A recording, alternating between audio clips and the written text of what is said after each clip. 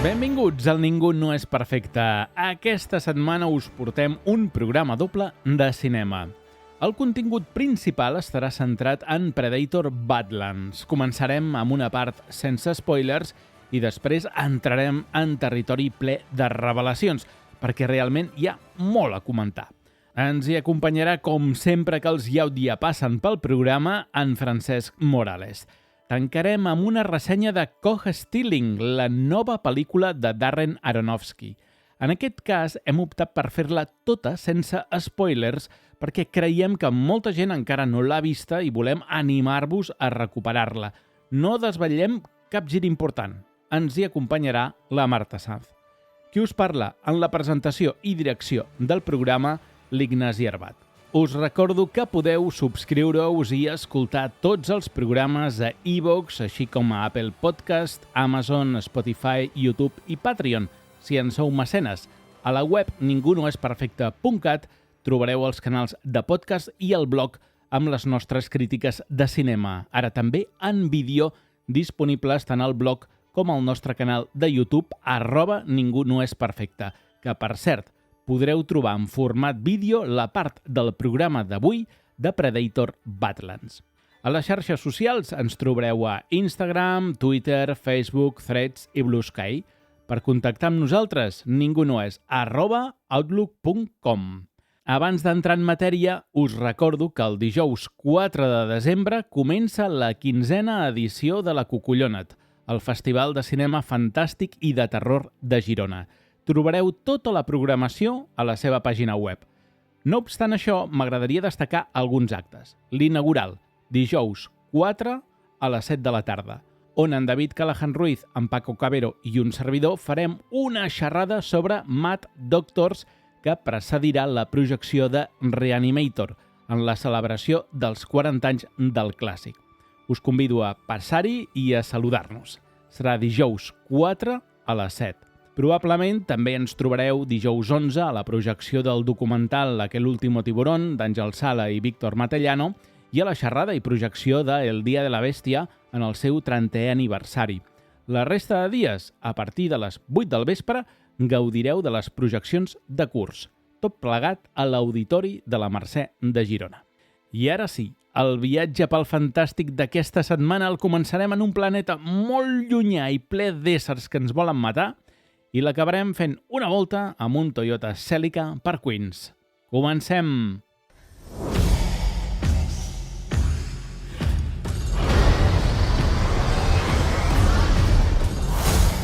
So this is your first hunt.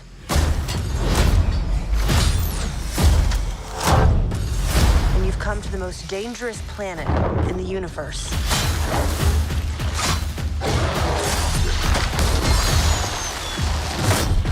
I aquesta setmana el Ningú no és perfecte. Arriba Predator Badlands, pel·lícula d'acció, pel·lícula de ciència-ficció, la novena de la franquícia Predator. Ara acabarem de desgranar tot això.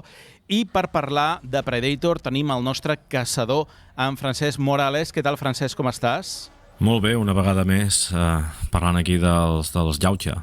És curiós que sempre havia estat doncs, la sèrie B o la classe B d'Alien i últimament diria jo que fins i tot Predator s'ha acabat situant per sobre d'Alien, almenys amb l'última sèrie que hem vist. No sé si opines el mateix, però... Alien Earth. Sí. No l'he vist encara, però és que cada dia sento coses pitjors que el dia anterior de la sèrie.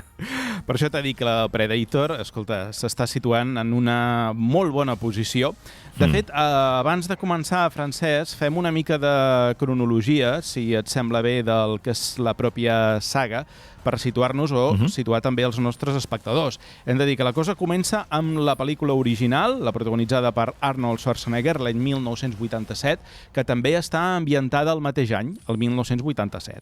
Llavors tenim la seqüela de l'any 1990, protagonitzada per Danny Glover, que estava ambientada una mica en el futur, a l'any 1997, no? Llavors fem un altre salt, ens anem a Predators, pel·lícula del 2010. Aquella pel·lícula que succeïa en un planeta extraterrestre. Ja no era el planeta Terra, tot i que s'assemblava bastant. D'aquí ens anem a la quarta pel·lícula, que és The Predator, de l'any 2018, la dirigida per Shane Black, I després tenim dues pel·lícules més estrenades a plataforma. La preqüela, Prey, estrenada el 2022. L'acció succeïa al 1719, que no ho he dit, tant Predators com The Predator succeeixen a l'any mateix de producció de les pel·lícules. De la pel·lícula, sí. Correcte. I llavors tenim la d'animació, que era l'última entrega fins a aquesta, que és Predator Killer of Killers, que està ambientada en el 841, el 1609, el 1942 i la part final, en un any al futur, encara per determinar. I llavors, no ens oblidem, els dos crossovers amb la saga Alien del 2004 i el 2007, que doncs, a nivell cronològic succeeixen els dos del 2004, que solien ser considerats fora del cànon, però després de Badlands jo ja començo a tenir dubtes i penso que aquesta saga ja està plenament integrada en el món Alien, no? Sí, jo no sabia que es consideressin com a no canòniques aquestes dues pel·lis. De fet, dintre de la saga Predator i la saga Alien, aquestes dues pel·lícules van pel seu compte. I el qui, doncs... No, jo sempre les he vist... A veure, el Wayland és que és l'actor que fa de Bishop a Aliens i a Alien 3. I es diu Bishop de Middle Name, per cert. Hi ha referències a això a Predator 2, quan parlen de que si a l'Antàrtida van trobar una peça semblant i tal. Correcte.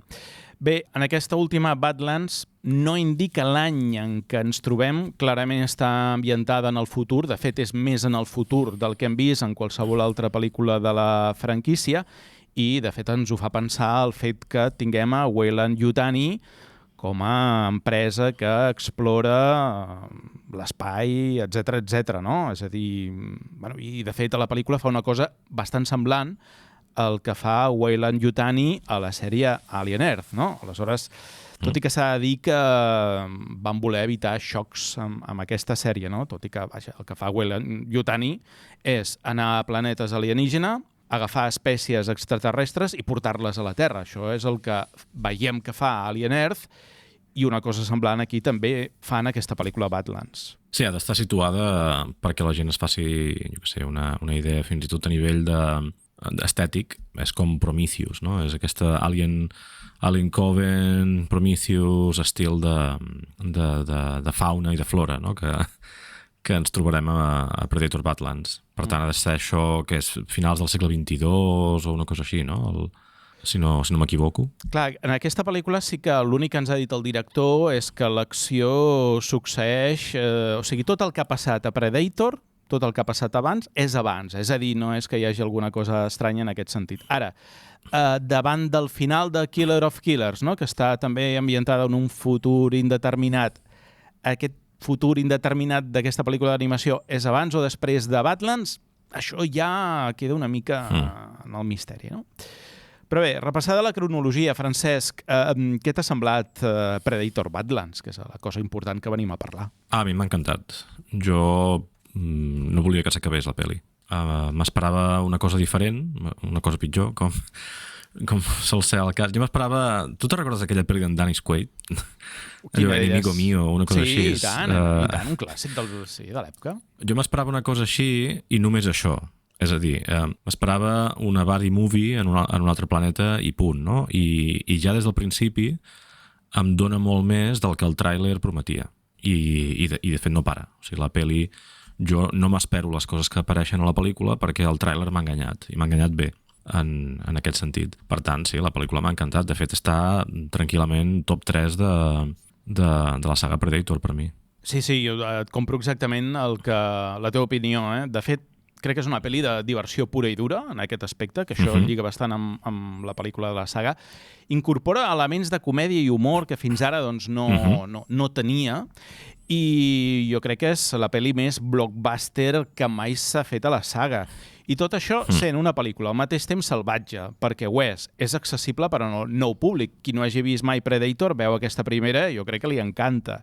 Aporta molt al lore de Predator, que és una de les coses que a mi més m'ha agradat d'aquesta pel·lícula, que és una saga que hi ha tant a descobrir, tant a explorar, i encara sabem tan poc dels Predator, que el que ens expliquen en aquesta pel·lícula m'ha aportat molt, i per sobre de tot és molt entretinguda, és el que tu dius. És a dir, vols que no s'acabi perquè tu estàs passant bomba, i en aquest sentit doncs, la pel·li està molt bé. I ajuda el fet, ja sé que la pel·lícula l'han fet és PG-13, però jo tranquil·lament, és que és pràcticament per tots els públics. Ja sé que és una mica violenta en molts casos, però si t'hi fixes no hi ha éssers humans, hi ha persones que semblen éssers humans, però no ho són. I aquest és un truc que sempre s'ha fet servir, no? per alleugerir el tema de la violència, que en lloc de matar persones doncs mata robots o zombis o el que faci falta.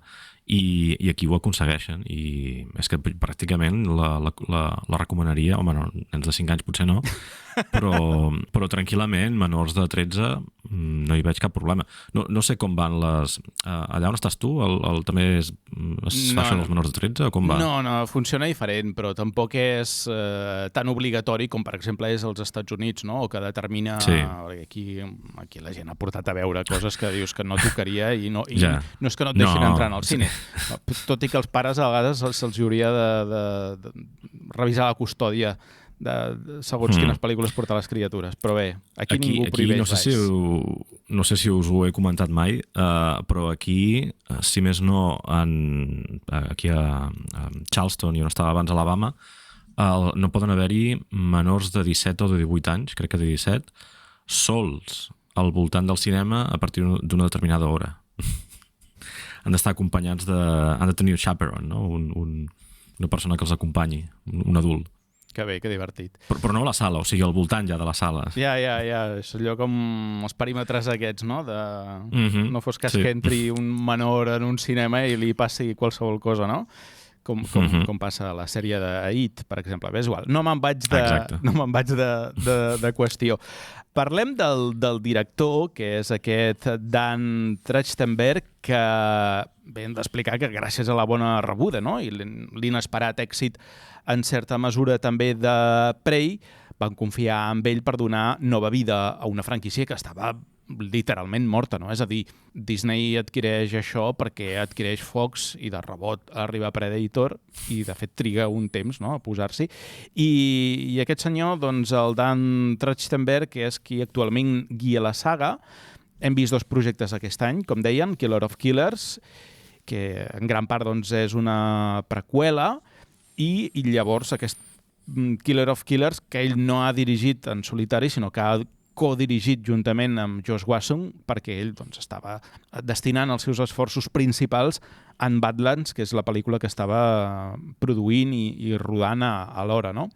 I, de fet, porta la saga on no l'havíem vist mai, que és en el futur, explicada des del punt de vista del que fins ara era el dolent, no?, que és el Predator, i això canvia moltíssim les coses, no? A l'hora que explicàvem abans, que fa créixer la mitologia dels Predator. De fet, el director explica que es va inspirar en, atenció, Star Trek, en Star Wars The Force Awakens, el despertar de la força, sobretot amb el personatge de John Boyega, que és una Stormtrooper que es reforma, no?, i s'acaba convertint en un dels herois. Doncs el director va prendre aquest punt de partida per intentar fer una cosa semblant amb els Predator.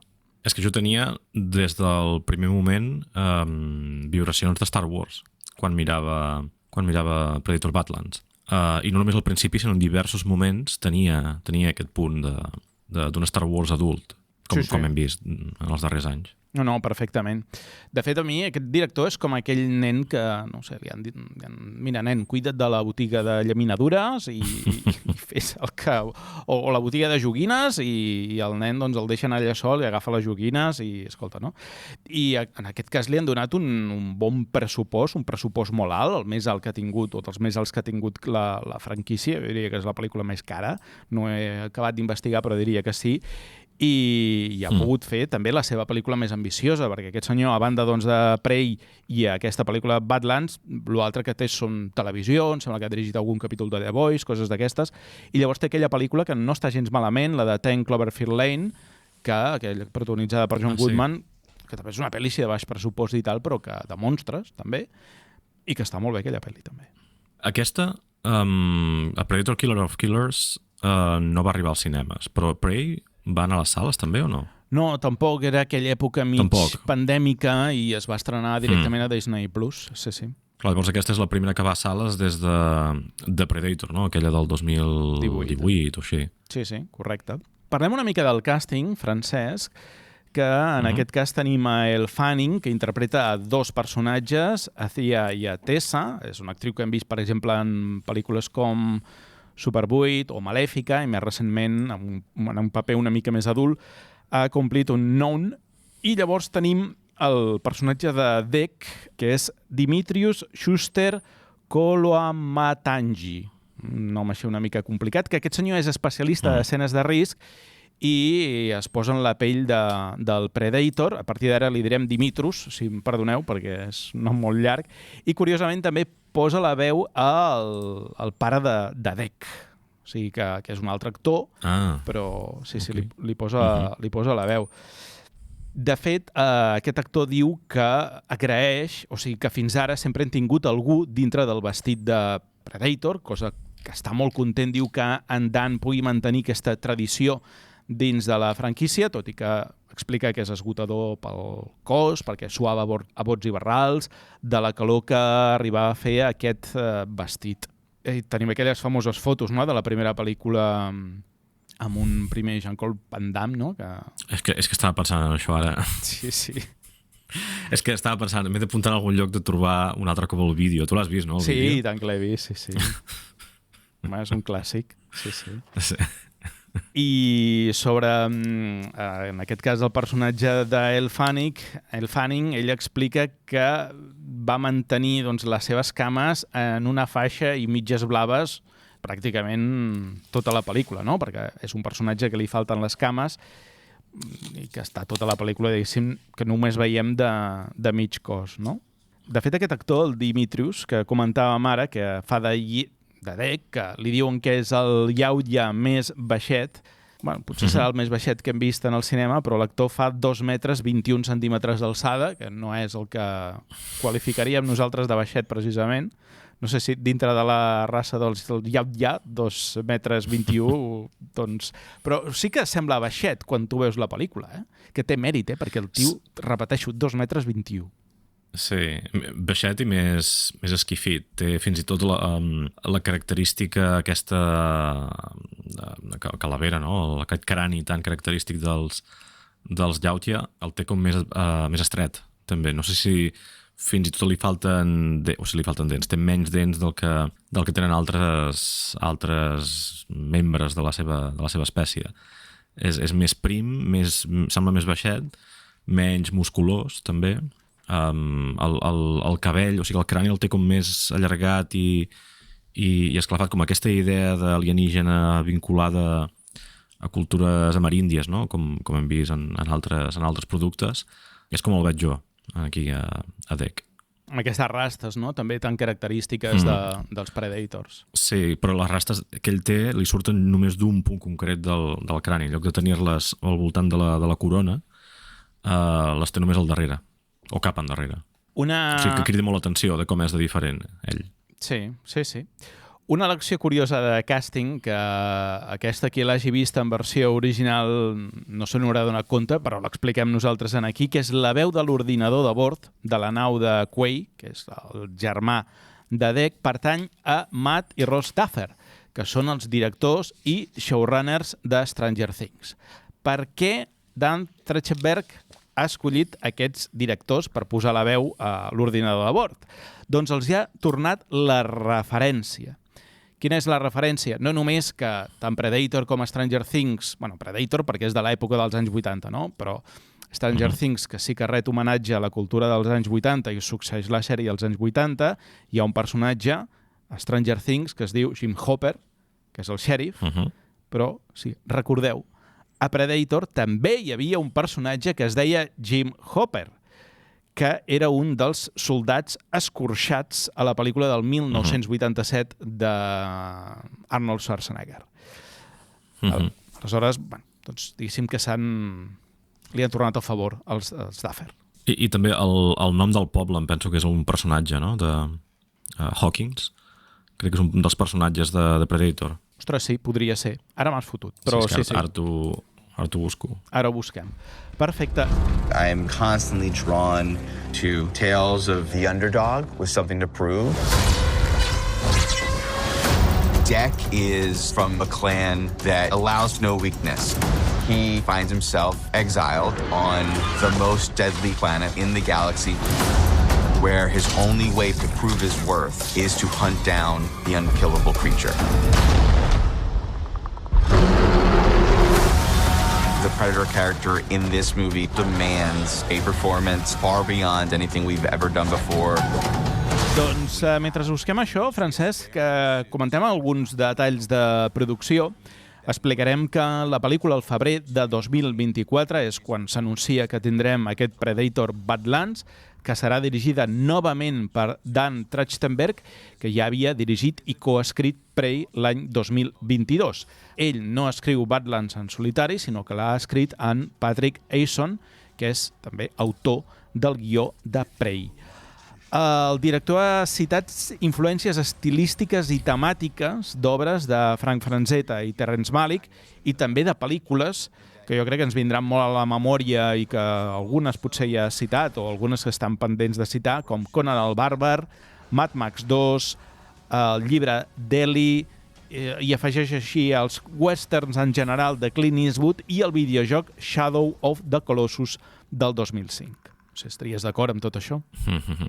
Sí, de fet, aquell moment de l'emboscada, no?, entre aquells edificis o edificis o el que sigui, no?, aquells containers que hi ha per allà tirats, fumejant, allò és típic de western, d'espagueti western, de fet. On allà s'esdevindrà el duel final. Hi ha referències, hi ha escenes que s'assemblen a les pròpies de la saga, que no sé si això vols comentar-ho ara o després. El moment en el que ell crida, Deck, hi ha un moment que té un incendi al darrere, no?, per no fer spoilers. Hi ha un foc al darrere que recorda molt el moment en el que Schwarzenegger crida el monstre a la lluita final de la primera pel·li. Sí, sí. Ja anirem pillant més. I segur més. que hi ha més referències d'aquestes. Sí. Per cert, sí, és Hawkins, és Rick Hawkins, és el soldat de Mulleres de Predator. I que l'actor esdevindrà, crec que és el director de Predator, o l'escriptor. Sí, és veritat. Sí, ara que ho dius. Sí. Doncs sí, aquest és el Hawkins, era l'altra referència de Stranger Things. Doncs mira, ja tenim les dues. Bé, en aquesta pel·lícula s'ha desenvolupat una llengua escrita i parlada per als Predator a càrrec del lingüista Britton Watkins i és una pel·lícula que incorpora també els termes Yautja i Yautja Prime en la sèrie cinematogràfica no animada, que sí que la d'animació Killer of Killers també es deien, que recordem que són uns termes que són introduïts per primera vegada a les novel·les, a una novel·la d'Aliens vs Predator, Prey, de l'any 1994, que està basada en el còmic Aliens vs Predators, que va ser publicat en el seu moment per Dark Horse. I sobre l'aparença de Deck, Francesc, han treballat aquí amb una gent que és Studio Gillis, que va dissenyar el vestit de la criatura per representar el seu cos, mentre que la cara de Deck sí que s'ha treballat o s'ha millorat digitalment amb animació de captura de moviment per transmetre les expressions o aquestes expressions més emocionals de caràcter més subtil, i se n'ha encarregat aquí Beta, la part que és workshop, que és d'efectes pràctics i dissenys per a la pel·lícula.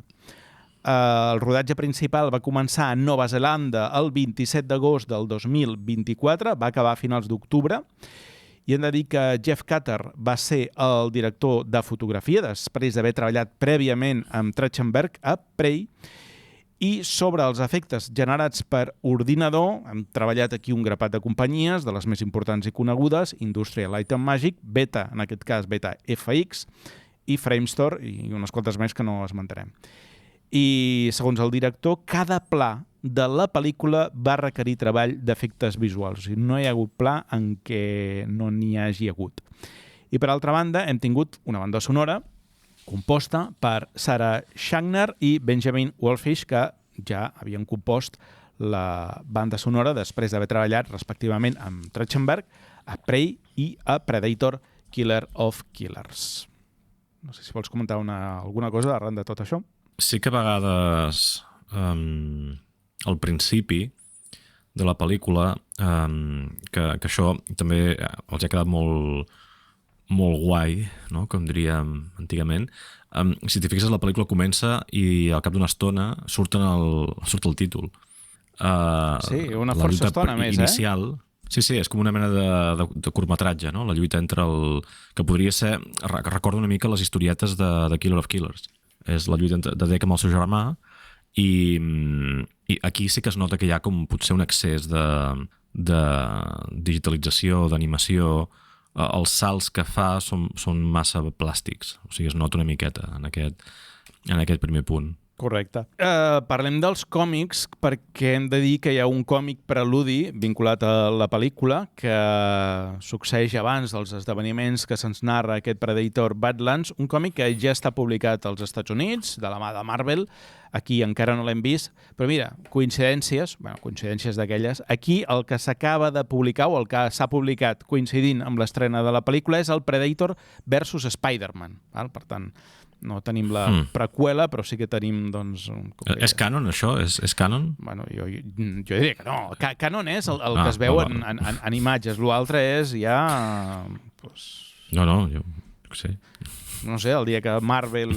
Podríem fer, no? Disney ara és la casa gran, doncs jo què sé, fotem Predators a Marvel, també. O sigui, a Endgame no, però a Secret Wars o una d'aquestes pot que surti un planeta Predator, no? Predator perseguint a Howard el Pato. Allà. Mira, no estaria malament. Sobre la taquilla sí que hem de comentar que donaré dades del primer cap de setmana, que és quan hem gravat això, encara que vosaltres ho escolteu una mica després. Hem de dir que la taquilla domèstica a Estats Units i Canadà ha aconseguit 40 milions, de taquilla internacional 40 més, el que fa un total de 80 el primer cap de setmana, significant el millor debut en taquilla de la franquícia. Fàcilment es podrà arribar a convertir en la pel·lícula més taquillera de tota la saga Predator i la primera que s'estrena en cinemes produïda per Disney, perquè recordem que les dues que ha produït Disney s'han estrenat directament a la plataforma. Ha costat 105 milions de dòlars la pel·li, la veritat és que es nota aquí el caler i el pressupost, i ho tindrà fàcil ja per recuperar i obtenir beneficis. Francesc, parlem ja amb spoilers, anem a la part amb spoilers. Endavant. Doncs va, som-hi. Hello, Tessa. The company is not pleased. Continued failure will result in your decommission. Where's Thea? The Yautja has Thea. Doncs ara sí, amb spoilers, hem acabat les impressions generals, producció i tot això, i abans de començar faré una petita sinopsis per situar els oients de què va tot això. Comença la pel·lícula, estem a Yautja Prime i coneixem a Dec, que és un Yautja, el més petit i dèbil dins un món on els dèbils han de morir, i després d'una aferrissada lluita amb el seu germà Quay, aquest decideix no obeir les ordres del seu pare, que li ha manat matar a Dec, però Quay es sacrifica perquè el seu germà pugui sobreviure. Dec fuig en una nau que s'estavella en el planeta Jenna, un lloc on la fauna i la flora et poden matar de qualsevol manera. Aconseguirà Dec sobreviure a aquest entorn tan perillós en el qual haurà de matar l'ésser més temible del planeta, al qual no ha sobreviscut cap Yautja, el Kalish, si vol recuperar el respecte dels seus? Doncs això és el que descobrirem al llarg de la pel·lícula i que ara anirem desgranant els diferents temes. I el primer, Francesc, que m'agradaria comentar i analitzar amb tu és la pel·lícula, que és la primera pel·lícula narrada des del punt de vista del Predator, cosa que crec que aporta bastant, no? Perquè és un Predator que el sentim parlar, sabem el que li passa, o sigui, descobrim els Predator des del seu punt de vista per primera vegada.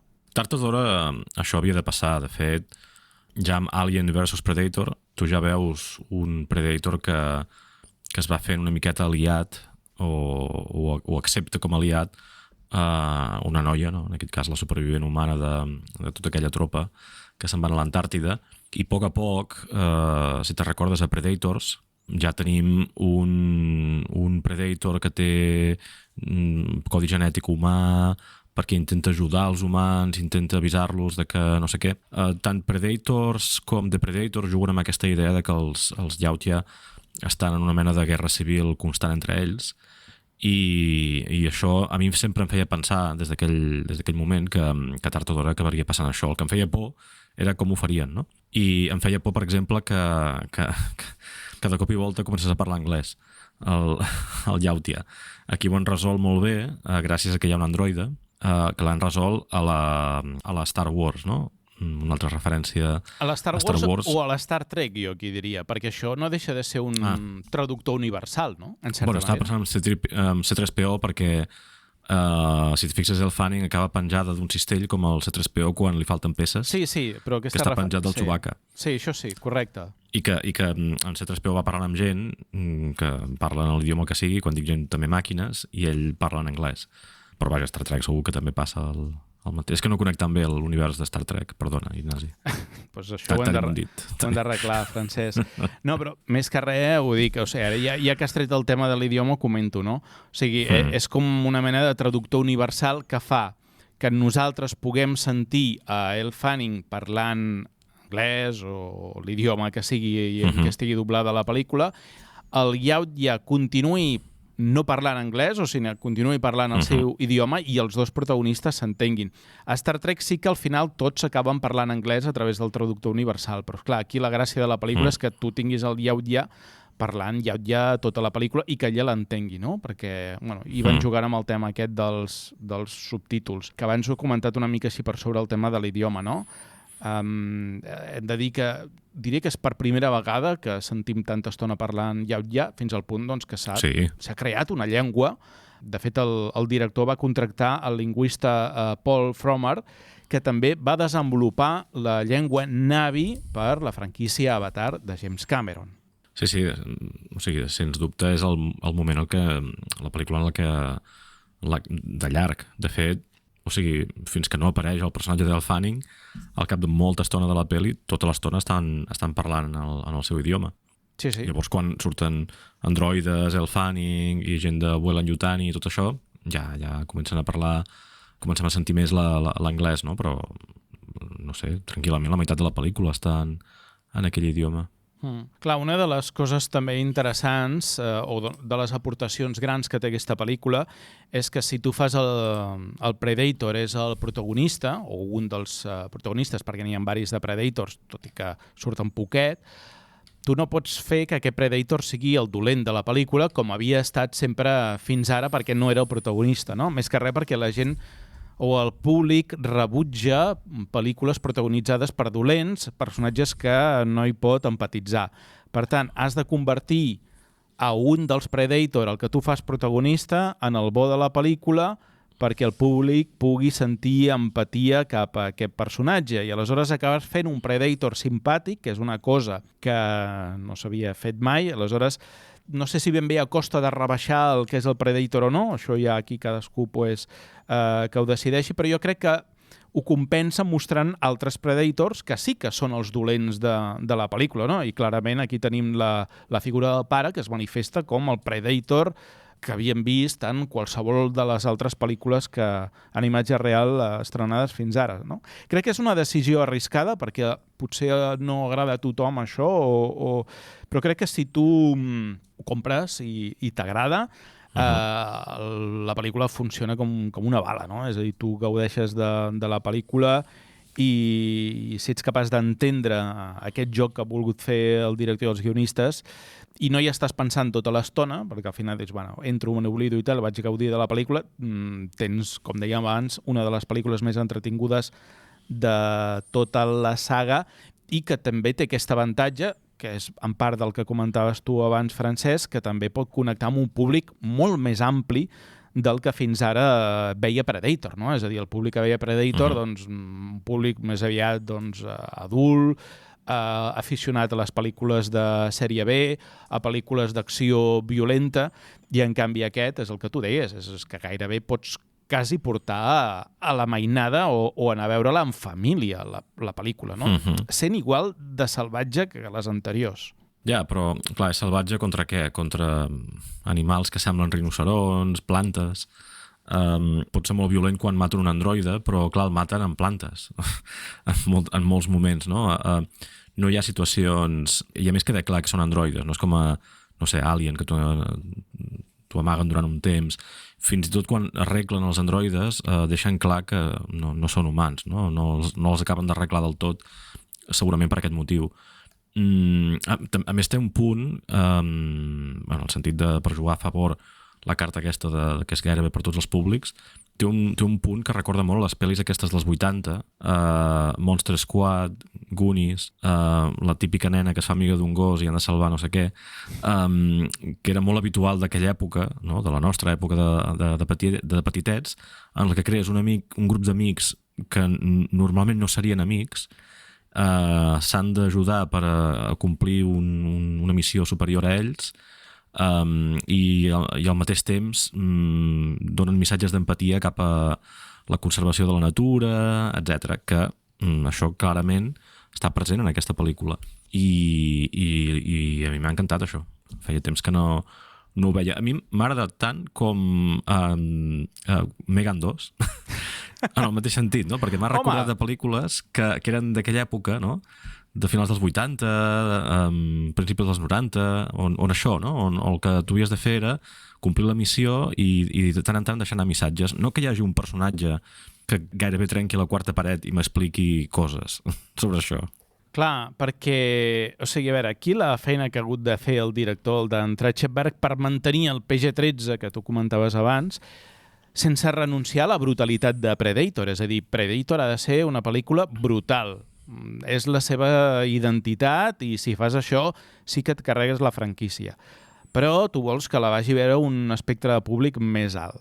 Aleshores, les escenes de violència explícita que caracteritzen a la saga sense perdre aquesta identitat, doncs com un mag qualsevol es treu un truc de la màniga, que és que el Predator lluiti contra sintètics, contra robots, contra màquines.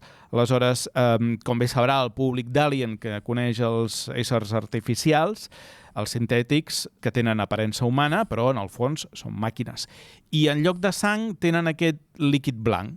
Aleshores, perfecte el director perquè pot mostrar amputacions, decapitacions, que arranquin columnes vertebrals, salvatjades totes les diverses que us podeu imaginar, però com que la sang és blanca, no mor cap humà i tots són màquines, escolta, endavant. Per tant, crec que és una solució molt enginyosa. Jo no sé si això es pot aguantar sempre, no? Perquè s'haurem de tornar a enfrontar amb els humans un moment o altre, no? Però per aquesta pel·lícula ha funcionat perfectament bé, tu. I a més que és superevident, no? Perquè hi ha aquell moment que les cames van soles, no? Com la mà aquella de la família Addams, per deixar-ho encara més clar, no? I hi ha reparacions així fetes en màquina per un cop més deixar clar que allò són màquines, no? O quan tu has dit, no, els arranquen la columna vertebral, ja, però això just després un dels ninos, no, aquest en Bat, el Baby Yoda de Predator Badlands, l'agafa i el sacseja, no? Com si fos una bandera, una cosa així, per deixar clar que no són persones. Correcte. Sí. Following the movie Prey, I was thinking about what I would do next. I wanted to make truly an adventure movie about a monster and a robot. I need a hand.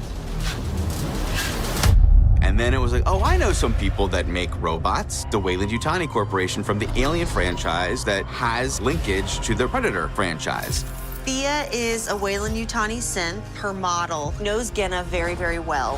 I parlem de la integració amb la saga Alien, no, Francesc? Jo crec que és ja superevident. O sigui, tenim Weyland-Yutani.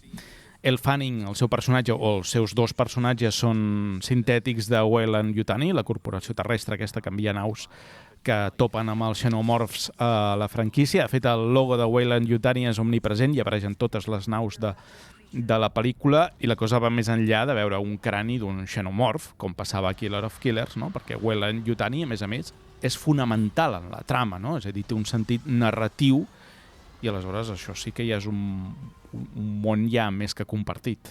Sí, jo no he dubtat mai, que estiguessin que estiguessin vinculades, però jo no he dubtat des de Predator 2. Sí, però aquesta vinculació tan evident que veiem en aquesta pel·lícula, això és la primera vegada. Sí, de forma tan evident, sí. A Prometheus, per exemple, crec que no és fins l'última escena, no? que es veu que allò serà un xenomorf, em sembla, no? Crec que és l'última escena que passa això.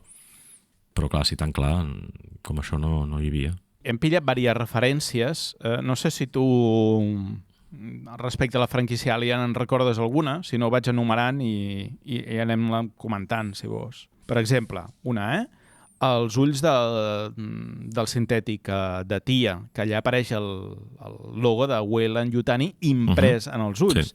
De fet, aquest recurs apareix per primera vegada a Alien Romulus, del 2024, en què el sintètic Andy, també hi ha un moment en què s'apaga i tal, i es veuen els ulls el logo de Weyland-Yutani.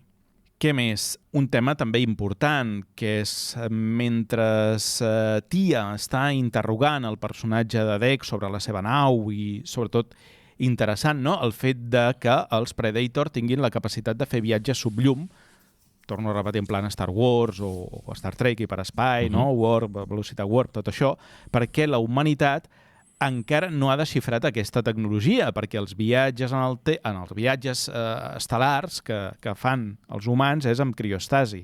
És a dir, aquesta congelació que veiem doncs, les pel·lícules d'Alien, que les tripulacions que van a espai profund es congelen i es desperten doncs, al llarg d'uns quants anys per fer expedicions llargues a l'espai exterior. No? Es manifesta d'aquesta manera. Què més? Una és la designació, una designació que és XX0552, que és la designació d'espècie donada a aquesta bèstia perillosa coneguda com a Kalish, que és la denominació que li dona Weyland-Yutani, que, si aneu a mirar, i quina denominació té el xenomorf d'Alien? Doncs és XX121. Per tant, canvien els números, però que la cosa també s'assembla bastant. Igual que el nom de l'ordinador. L'ordinador Muthur 6000, de fet, és el mateix ordinador. Aquí, al cantó del nom de l'ordinador, apareix un número, 062578, que podria ser un altre model, un model diferent, però Muthur, com a tal, també apareix, al igual doncs, que apareixia aquest superordinador clàssic, que és el que dona les instruccions a les pel·lícules d'Alien. Sí, però és que no és Muthur, és pronuncia Mother. Sí, Mother. Sí. Per això és la madre. Sí.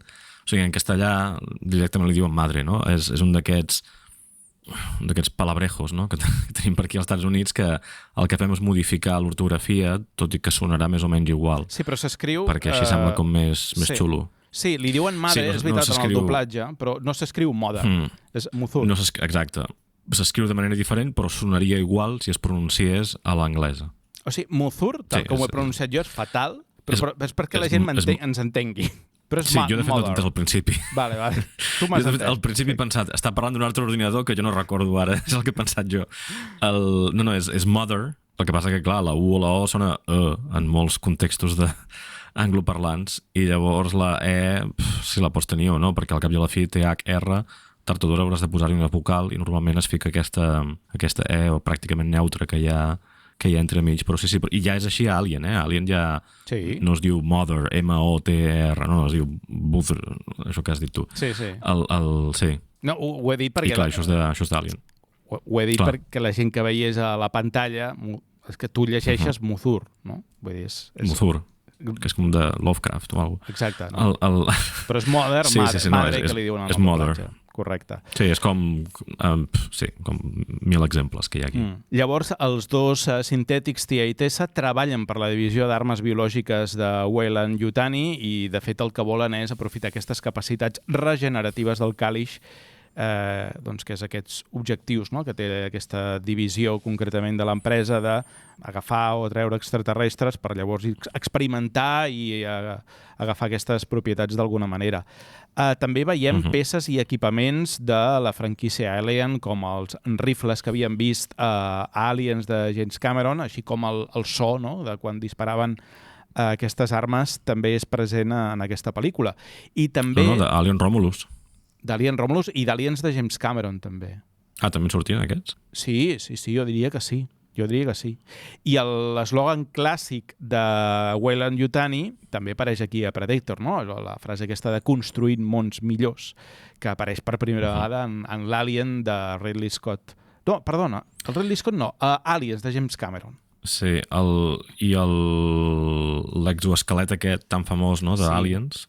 Sí. Es torna a repetir aquí, però amb escala gegant. Exacte, sí. A més, és del mateix color, de color groc, que és el que feia servir Sigourney Weaver, no? Aliens. I es nota molt perquè l'entrada que té aquesta màquina, el primer cop que apareix, que crec que està carregant un dels monstres o el que sigui cap a la nau principal, entra molt a poc, perquè queda clar que te n'adonis, no?, del que t'estic ensenyant.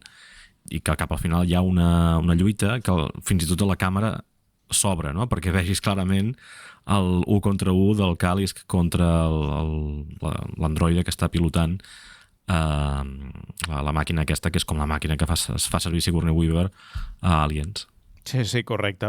I em sembla que ho hem mig comentat abans, si voleu relacionar amb Alien Earth, no? El fet de que es vulguin endur doncs, aquesta espècie Kalish cap a la Terra, és com el que passa a la nau Maginot d'Alien Earth, no? Que agafa aquestes criatures que van a parar accidentalment a la Terra doncs, i allà fan la seva, que són criatures que no són aliens, però que són espècies extraterrestres que han robat d'altres planetes. I també hi ha aquesta constant del món d'Alien en el que hi ha un androide, aquí ho veiem amb 2 androides diferents, interpretats per la mateixa actriu, i per resumir, un és bo, l'altre és dolent. És el que passa amb Bishop, o sigui, clar, començant el primer de tots, que és dolent, llavors Bishop serà bo. A Alien 3 hi ha un altre Bishop que apareix cap al final, que descobrim que és com dolent, diguéssim, crec que era Alien 3, i Alien Romulus passarà el mateix, però és dintre del mateix androide. Hi ha com 2 androides dintre del mateix equipament, que un serà com més simpàtic cap a la humanitat i l'altre no. És una constant. David, no? A Prometheus i a Alien Coven hi ha un David bo i un David dolent, que al final d'Alien Coven doncs, descobreixes que ha sobreviscut el dolent. Aquí tornem a tenir aquest duo dinàmic que és propi de la saga d'Alien. Parlem de la comèdia, Francesc, perquè és cert que fins ara la saga Predator, doncs, una saga bastant seriosa, on gairebé no hi havia sentit de l'humor, una saga violenta, salvatge, que es prenia les coses bastant seriosament, i a partir d'aquesta pel·lícula la comèdia s'integra, en forma part, sobretot a través dels personatges. El personatge de Thea, no? El d'Elle Fanning, que comença a fer bromes des del primer moment, no? Que em va sorprendre, perquè jo pel tràiler em pensava que seria un personatge més seriós i a més tingueren en compte els sintètics que havíem vist Alien. No m'esperava que fos tan divertida, no? Tot i que llavors veiem un altre que sí... I pels pòsters. Ja, semblava com un personatge molt estoic. Sí, llavors hi ha la seva germana que sí que encaixa més amb aquest prototipus de sintètic, no? Que teníem present o que podia arribar a ser. I l'altre és el personatge de Bat, que és aquest que molt bé has qualificat tu de Baby Yoda.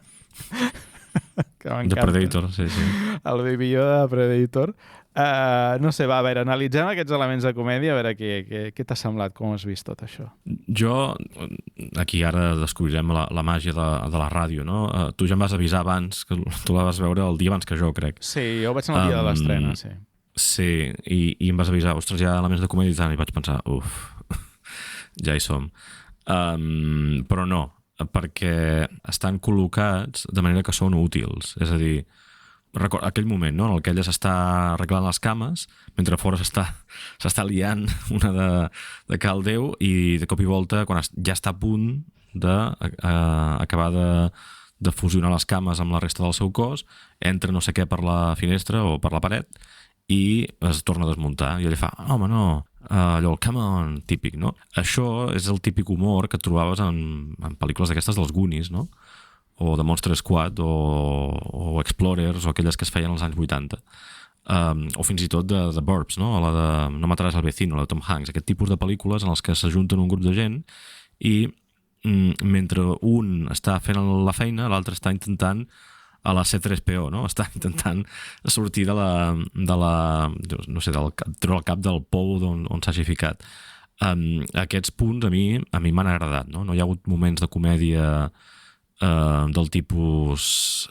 És que no sé ben bé com definir-los, no? Eren útils per la pel·lícula que estava mirant en aquell moment, no? Que li digués Bud en el mostret aquest, no? Que és com col·leguilla, una cosa així, que sona com cool també en anglès, Aquí perquè té aquell cap també... En castellà, per portar la traducció, li diuen bichito. Bichito. Bichito, sí. Val. Ja està. Clar, perquè és que Bug sona com Bud, però no, és Bud, B-U-D. Sí, B-U-D. Que és allò, el col·leguilla, no? Com diríem en castellà. Sí. I tot el que està relacionat amb el nino aquest, quan el nino copia el Predator, en diverses ocasions, clar, tot això està justificat dintre de la pel·lícula. Sí, correcte. I no hi ha un excés tampoc, de comèdia, no és tota l'estona així. Que va, està concentrat com de Mandalorian, que hi ha moments de broma, però no molesten. Parlant de Mandalorian, anem a Star Wars en aquest cas. Has parlat abans d'aquesta referència a Chewbacca i a C-3PO, no? El fet que la carregui a sobre, no? Sí. Sí, però fins i tot l'estètica, la presència aquesta de Bud, que és per vendre ninos, no? Tot i que no faran marxandatge, suposo. Suposo, no sé. Al final. És una referència reconeguda pel director, al igual que també parla de... Sí, aquesta la de Chewbacca, sí, ho he explicat que ha estat així. I podríem també parlar d'aquest moment, diria que és a l'atac dels clons, que crec que C-3PO també acaba com tallat en dos, diria jo, i que també l'ha pres també com a referència. Sí, i que es barreja amb androides de combat en diversos moments, no? Que té el cap amb un androide de combat i la resta del cos amb el cap d'un dels androides de combat de l'atac dels clons, crec. També el fet de tenir aquest personatge d'en Bichito, d'en Bud, que estàvem dient, no? És com una mena de no sé, element de caos, no? Que arriba a la pel·lícula, que va bé perquè sempre doncs, crea algun conflicte i també doncs, té una forma de simi, no? Un simi de color blau, una cosa així més o menys, no? Adorable, més o menys maco, tot i que és més mono Baby Yoda, jo diria. L'han creat en aquest cas en CGI, no és com el Baby Yoda que és fet en element pràctic, i perfectament és un personatge que pot aparèixer a les seqüeles que vinguin a partir d'ara perfectament. I que ajuda a alterar i a fer més interessant per aquest motiu la narració. I per narració vull dir la línia en la que va la història, no? Si recordem la primera pel·li, clar, els personatges creuen que van a una cosa i llavors acabaran fent una altra cosa. Creuen que van a rescatar no sé qui, llavors resulta que és una operació de la CIA, no els hi han explicat tota la veritat i al final acaben lluitant contra un alienígena. Aquest és el punt, diguéssim, extrem. A Predator 2 passa una cosa semblant. Tu creus, com a policia, el personatge de Danny Glover, creus que estàs allà per enfrontar-te a bandes de narcotraficants jamaicans i colombians a Califòrnia i al final acabes lluitant contra un extraterrestre que està matant policies i narcotraficants. Aquí el Yaut ja creu que va a una cosa i l'androide creu que també va a la mateixa cosa, de fet, que és capturar aquell monstre i altres monstres pel camí o matar-los, però quan coneixen el personatge de Bud, la missió va cap a una altra banda, perquè acabaran descobrint que és la mare. Sí. I llavors el Yautia doncs, té ja la missió la té més diversificada i això ho fa més interessant. O sigui, té aquesta funció que és més important de la que sembla el personatget aquest petitet. Sí, això també és el que fa semblar-se una mica més a Mandalorian, no? És a dir, Mando vindria a ser el Yautja i el Bud doncs, és Baby Yoda, no? I anem a buscar la família. Doncs té aquesta característica, tot i que els tres personatges principals acaben fent una família d'aquestes disfuncionals, una família tipus, jo que sé, Guardians de la Galàxia, no? Personatges que no tenen res a veure, que s'acaben ajuntant per fer cosetes. Molt bona altra referència. Sí. Més que res també Guardians de la Galàxia per al tema de la comèdia, no? I crec que la comèdia funciona, perquè tu deies abans, no abusa d'ella, però és una comèdia que també aporta tendresa, que és curiós, no? Una pel·lícula de Predator que tingui aquest...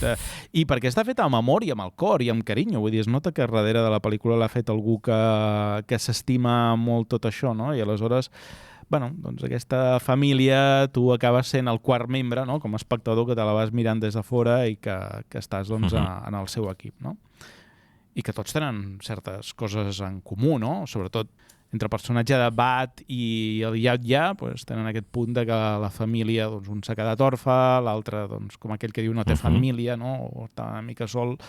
Ja no parlem del personatge de Tia, no? Que té aquesta germana, però que no tenen res a veure, i a més estan enfrontades, no? Per tant, són com 3 personatges solitaris que s'acaben trobant junts, no? És que això, abans no ho he comentat perquè estàvem en fase pre-spoilers, perquè ens cau bé, o ens cau... perquè pot ser protagonista un Yao-Tia. Doncs ara t'ensenyaré en els primers 5-10 minuts de pel·lícula que el seu pare l'intenta matar i en el procés matarà el germà. Cosa que em va sorprendre bastant, perquè és molt explícit, molt ràpid i no hi ha un pla B. És a dir, no és allò de no ho facis o té dubtes, no és un...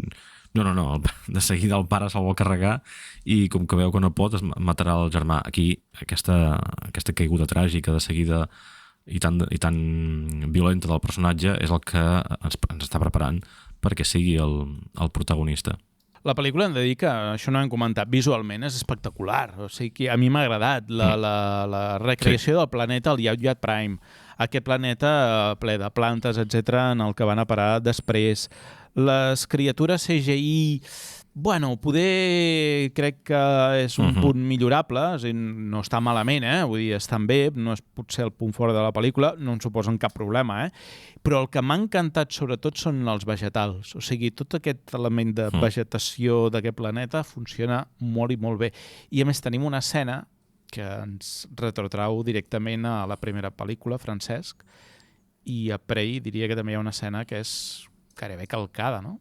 No sé si saps a quina em refereixo.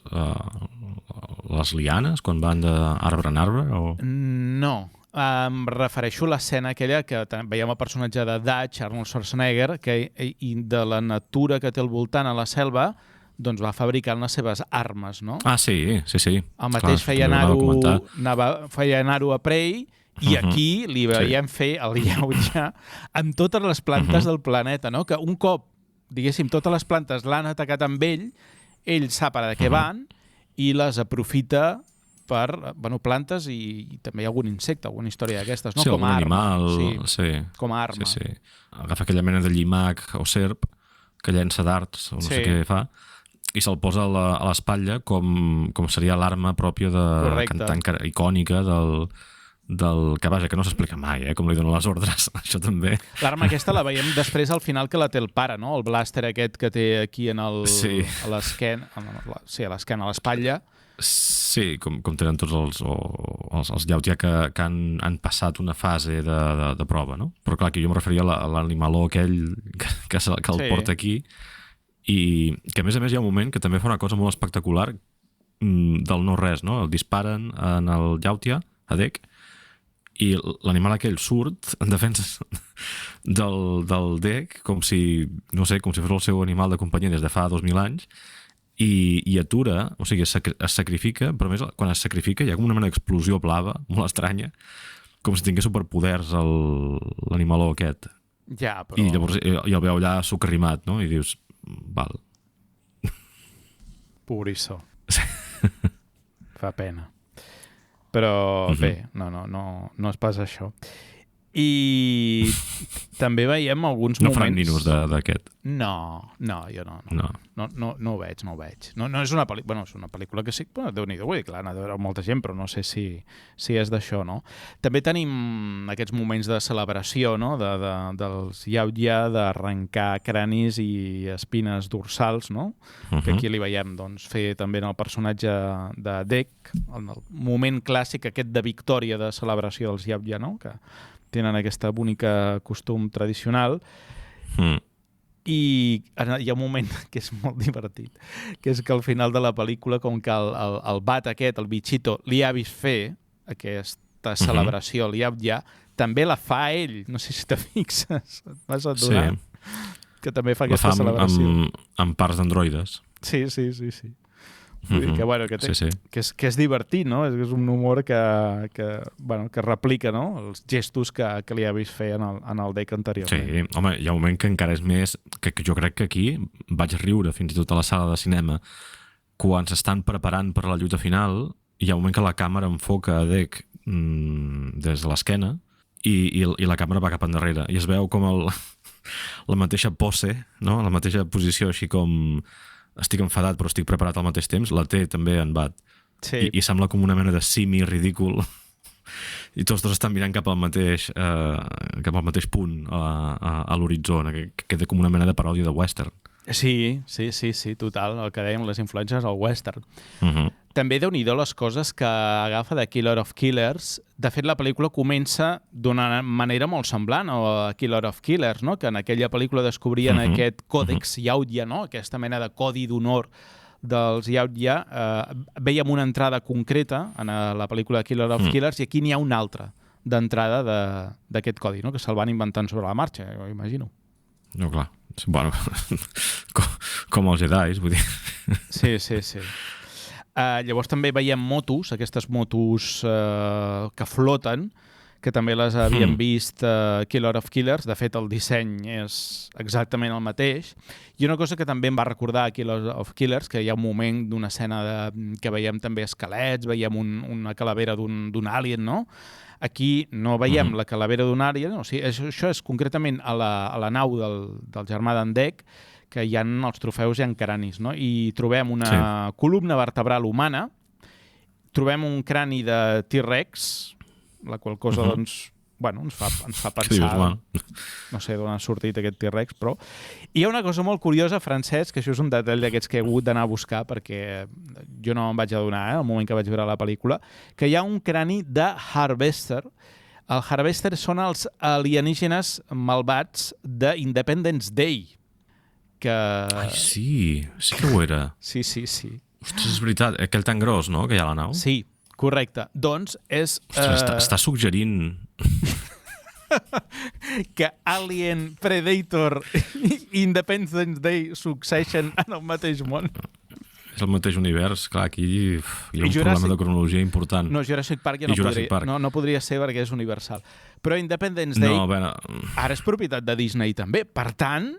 Bueno, com hi havia ETs a Star Wars, l'episodi Fantasma, l'amenaça Fantasma, l'episodi 1.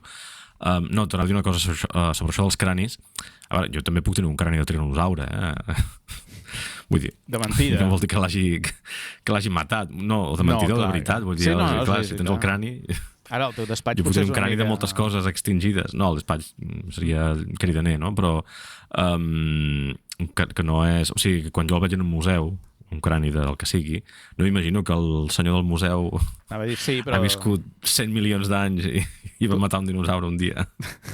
Tu no robis coses de museus, perquè ja sé que últimament està de moda això, però no està bé que ho feu. Què vols dir que està de moda? No sé, com que se senten robatoris, no? Sí, és veritat, allò del Louvre. Sí, clar, per això t'he dit. O sigui, confirmes que tu no has mort cap dinosaure, tot i que tinguis... Confirmo, des d'aquí... cap als nostres oients, confirma que no he matat cap dinosaure. A no ser que sigui parlant de gallines, però bueno, això ja... Ui, ja és una altra cosa.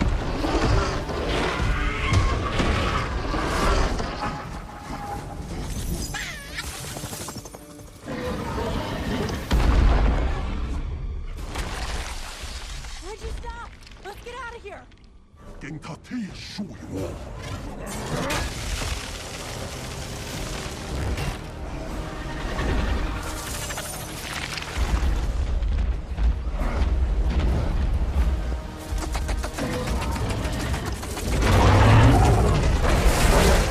Bé, Francesc, parlem de la part final, d'aquest enfrontament final amb el pare. Què t'ha semblat tota aquesta part? Ja sé que acabaria passant i tot i així em va agradar tant com al principi de la pel·lícula, quan surt, no? Que sigui tan directe, tan violent, que no hi hagi mitges tintes, no hi hagi ocuparàs el lloc del teu pare i no sé què, i llavors tinc dubtes de si matar-lo. No. És una lluita de mort des de que és claríssimament el que està passant és el que havia de passar. I sí, no me l'esperava.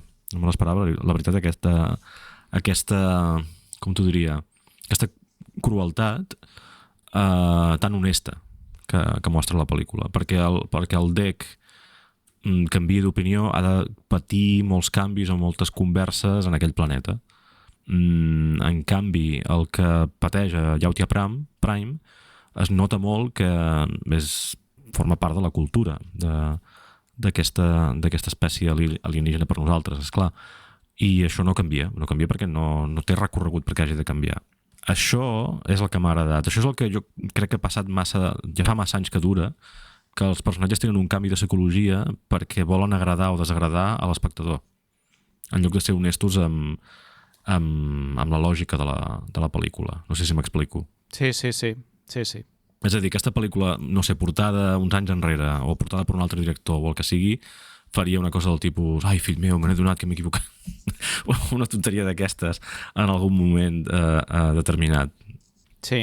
Hi ha una cosa d'aquest moment que m'encanta, a banda que guanyi el pare, no?, i se l'acabi carregant i tot això, és el pare menysprea, etc. I com és el pare el que posseeix aquesta arma, potser la més poderosa dels Predator, que és el camuflatge, no? Allò que els fa invisibles, que, clar, com que ell no el té, no hem vist una de les característiques fonamentals que hem vist en els Predator a les pel·lícules, que és la visió aquesta calorífica, no?, per una banda, i evidentment el camuflatge que els fa invisibles a la batalla, no? O sigui, són dos elements molt propis de totes les pel·lícules i d'aquests personatges que estan absents en aquesta i que al final doncs, acaba aconseguint quan acaba decapitant el seu pare, que és el moment més esperat de la pel·lícula per als espectadors i fans d'en Dec. I al final no acaba aquí perquè hi ha com una mena de... No és escena postcrèdits, no? Perquè surt, no sé si el títol o no sé què surt, i a continuació ràpidament... Torna a sortir el títol de cop. Sí. I anem a un altre plànol, que és que, bueno, mort el pare, però ara ve la mare, no? I amb això ja acaba la pel·lícula, que arriba la mare amb una nau... Em va encantar aquesta part. És que és molt bo. Diu, què són aquests amics teus? Diu, no, és la meva mare. Crèdits, i s'acaba, no? Que és un final que recorda el de Killer of Killers, no? És aquest plano èpic, quan diu, no sé, el rei o el que sigui en aquell moment, diu que comença la cacera, una cosa així, no? I surten allò, després les naus, a perseguir els supervivents d'aquells dos nois, els supervivents de Killer of Killers, i aquí doncs, té el punt de vista semblant. Sí, de fet el disseny de la nau que veiem aquí de la mare és el mateix disseny de naus que havíem vist a Killer of Killers, exactament el mateix. Sí. Vull dir que han aprofitat la història. Però d'aquest final, bé, n'ha parlat el director i bé, doncs, bueno, també ha volgut establir aquest paral·lelisme, no?, que teníem la mare d'en Bichito, d'en Bat, no? Ara doncs apareix la mare del protagonista, d'en Dec, i el director diu, paraules textuals, definitivament crec que és un final fantàstic, ja que és una conclusió irònica, no? Els que estàvem ara parlant nosaltres, si hem rigut, doncs és el que volia aconseguir el director, que al final doncs explica que tot i que no s'ha aprovat encara una seqüela mentre estem gravant això, ell sí que ha plantejat que aquesta pel·lícula pugui continuar i tenir una seqüela i que Badlands, explica, era una preparació perfecta per una altra entrega. Després d'haver estat tractant amb aquest pare boig durant tota la pel·lícula, es pregunta el director què més podria haver de passar en Dec i quan pitjor podria ser això a les mans de la mare. Però també val a dir doncs, que si aconsegueixen fer-ho realitat, explica el director, que seria molt divertit. I jo crec que ens queda doncs, aquest cliffhanger, aquest punt que...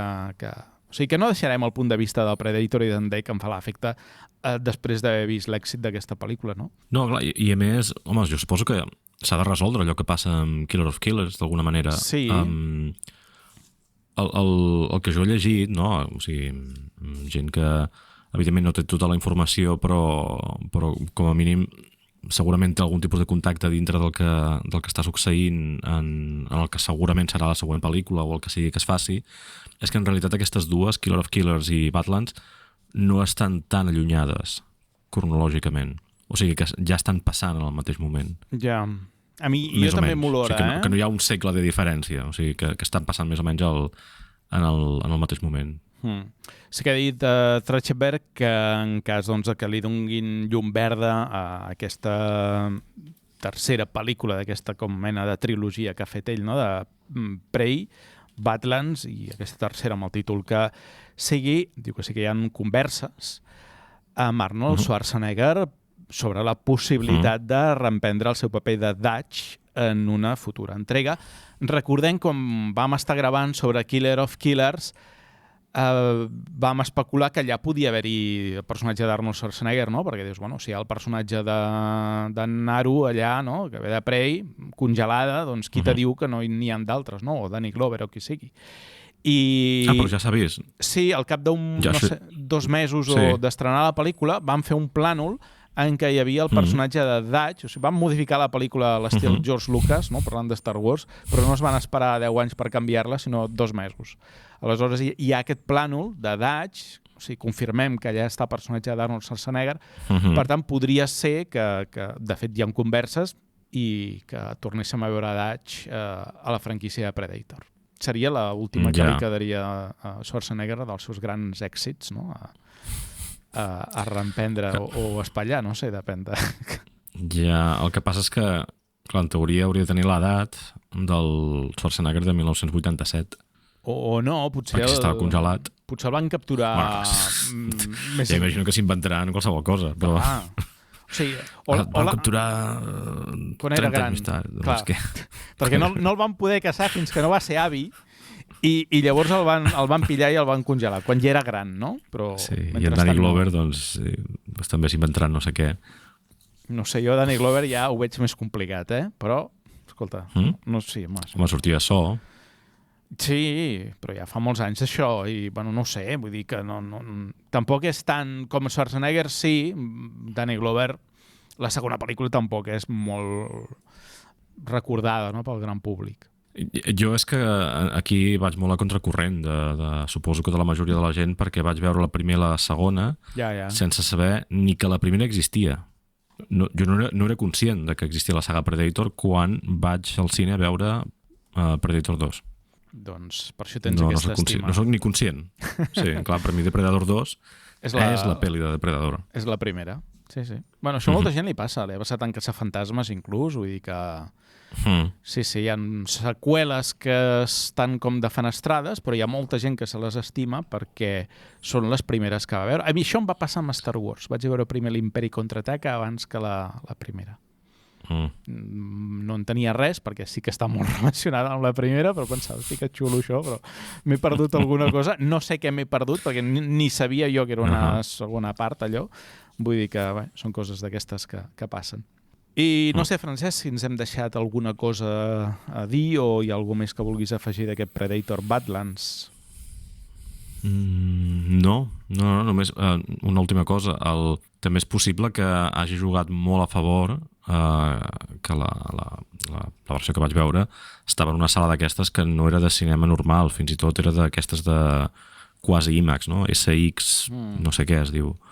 SXSS, crec que es diu. No era d'aquestes butaques que es movien, no? El 4DX no era això. Que es movien si apretaves un botó. No sé què vols dir tu ara, si es movien soles o... No, en teoria es mouen soles. Les 4DX te tiren aigua, aire i coses d'aquestes. No va... No era un squirt cinema. Perdona. Ningú em tirava res a la cara. Vale. No, però que es notava... O sigui, hi ha un moment quan el Dec talla per la meitat d'aquella mena de rinoceron elefant barrejat, tremolava el terra. De fet, tot tremolava al meu voltant. I en tot moment la banda sonora era molt espectacular, molt envolvent del que estava passant. I, clar, segurament això vist, jo què sé, a Hulu, en un ordinador petit, no és el mateix. Ja, i segons quines sales d'aquí ja t'he dit jo que no tremola res. Vull dir que em fas una enveja quan parles d'aquests cines que aquí anem amb cines de fa 25 anys amb goteres i coses d'aquestes i has de que t'obren els llums abans que acabi. Sí, exacte, i que que se senten freses, les projeccions estan molt poc cuidades. En fi, és igual, no em facis Sí que és veritat. No em facis parlar. Sí que és veritat, això. Ostres, jo crec que totes les vegades que en els darrers anys que he anat al cinema allà a Catalunya, jo sento el que passa al costat. Sí, mira... Com és això? Llavors la gent no va al cinema, això és clar, si és que no els arregleu, no els renoveu, doncs és el que passa també. No? Això més enllà, t'obren els llums quan queden 10 minuts abans d'acabar. No, clar. O sigui, l'experiència cinematogràfica, o sigui, se l'has de gaudir en sales bones com aquestes que descrius tu. I avui en dia, com no tinguis això, i la gent li sigui el mateix veure la pel·li a casa, o fins i tot millor que no vas al cine, tenim un problema. O sigui, les sales les hem d'actualitzar, les hem d'arreglar. Doncs va, ho deixem aquí, forta abraçada i seguim caçant el que faci falta. Vinga, fins la propera. Adeu. Penny.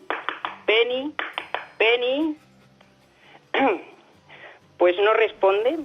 Me siento como una función tangente inversa que se aproxima a una asíntota. Oye, Sheldon, da igual, estás contratado. Estoy tan contento. En el mundo de los emoticonos sería una D mayúscula. Tengo que dejaros, es la hora en punto y Leonard me lleva a la tienda de cómics. Saludos, personas ordinarias del Ninguno es Perfecta.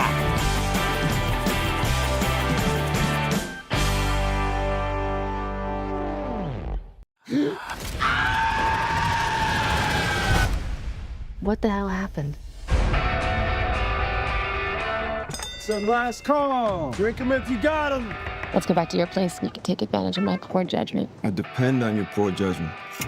I want to know if I can take this seriously. What do you need to take us seriously? Come on, kids, get a room. Sorry, Miss Kitty. Oi! What the fuck you doing, geezer? Is that the best you can do? I've got to fly back I aquesta setmana portem Caught Stealing, pel·lícula, comèdia negra, thriller, produïda i dirigida per Darren Aronofsky a partir d'un guió de Charlie Huston basat en la seva pròpia novel·la del 2004. Per parlar d'aquesta pel·lícula, donem la benvinguda a la Marta Sanz. Marta, què tal, com estàs? Molt bé. Doncs va, parlem d'aquesta pel·li i primer, si de cas fem unes impressions generals de què ens ha semblat i et pregunto l'opinió. A mi m'ha agradat molt i, de fet, m'ha agradat perquè és acció constant, però alhora recorda molt les pel·lícules dels anys 80, no? I, a més, passa a Nova York, que avui dia costa de veure això. I els protagonistes estan magnífics. Violència, una pel·lícula potser diferent, no?, del que havia fet darrerament Aronofsky, però molt ben feta, amb molt de gust i una fotografia fantàstica. Del que havia fet darrerament o del que havia fet sempre, jo potser afegiria perquè... Sí, bueno, és que en el meu cap tampoc les tinc totes. Sí, després la repassarem una mica la figura de Darren Aronofsky, perquè crec que és bo fer memòria, perquè hi ha pel·lícules que potser no tenim associades amb ell, que ens n'hem oblidat i crec que és prou important. De fet, és una pel·lícula potser dintre del seu cinema, i matisaré més endavant, ho vull matisar, perquè no vull que tampoc m'ho agafeu, però més impersonal. És a dir, és d'aquelles pel·lícules que veuries i que no li trobes el segell d'Aronofsky, no? Saps que potser m'equivoco força i segurament trobaríem moltes diferències en l'estil i en la manera de fer, però per mi seria una pel·lícula d'en Guy Ritchie. Sí, però no ben bé, perquè... No ben bé. No, Guy Ritchie, diguéssim, que té més un sentit de l'humor o un tipus de violència diferent al que veiem en aquesta pel·lícula. Aquesta, si la mireu, està categoritzada com a humor i acció. Sí, perquè té part de comèdia molt important. Però... Austin Butler m'ha encantat i Zoe Kravitz ho fa fantàstic. Sí, estan molt bé ells. Hem d'explicar una cosa, que això forma part d'una trilogia protagonitzada per un personatge que és el protagonista d'aquí, que és en Hank Thompson. Després explicarem i anirem una mica més a fons de tot això, però vaja, jo he trobat que és un thriller, perquè és el gènere de la pel·lícula, prou divertit. I està bé perquè també el que dèiem, no? Aronofsky és diferent al que ha fet fins ara, però també crec que és important que ell pugui demostrar que quan vol pot ser comercial i que també pot tocar, perquè després ho vull explicar, toca alguns temes que ja ha tocat anteriorment amb altres pel·lícules al llarg de la seva carrera, però ho fa des d'un prisma diferent. Però són alguns temes que jo crec que sí que es van repetint, no? Com l'addicció, el trauma, que també són presents. De fet, les dues coses són capitals en el propi protagonista de la pel·lícula, el Hank. I crec que la pel·lícula és bastant vibrant, funciona molt bé, és entretinguda i fins i tot també emotiva, no? Vull dir que té tots els components i igual que tu és una pel·li que a mi m'ha encantat, està molt bé. Sí que és veritat que et fa una descripció d'en Hank molt bona i tot el seu entorn. Ja, no sé, clar, no podem avançar res de la pel·lícula i tampoc us volem desmuntar la cinta ni la història, però en si el tema és molt senzill. O sigui, el que mou tota la pel·lícula, l'acció, és molt senzilla. Són dos veïns, són col·legues, i en Hank s'ha de fer càrrec del gat, que és tot un protagonista, en Bat. Sí, ara parlarem del gat també. Sí, i té molta presència. I uns mafiosos que persegueixen el veí que ha hagut de marxar de pressa i corrents a Londres perquè el seu pare està molt malalt, doncs l'estomaquen, sense preguntar. Vull dir, l'estomaquen perquè ja ho veus que aquell veí que ha hagut de marxar doncs té tractes amb certes màfies i la pel·lícula no està ambientada avui dia, està ambientada al 1998, cosa que dona molt de joc també i els ha donat més feina, no?, en Darren Aronofsky al seu equip, amb aquest cinematògraf, en Matthew Libatic. Bueno, tu parlaràs de la producció, entenc, d'alguna cosa. Sí, ara en parlarem. Amb qui ha treballat en les 10 darreres pel·lícules. Bé, ara que feies una mica de sinopsis, sí que hem d'explicar... Bueno, només he explicat... Sí, però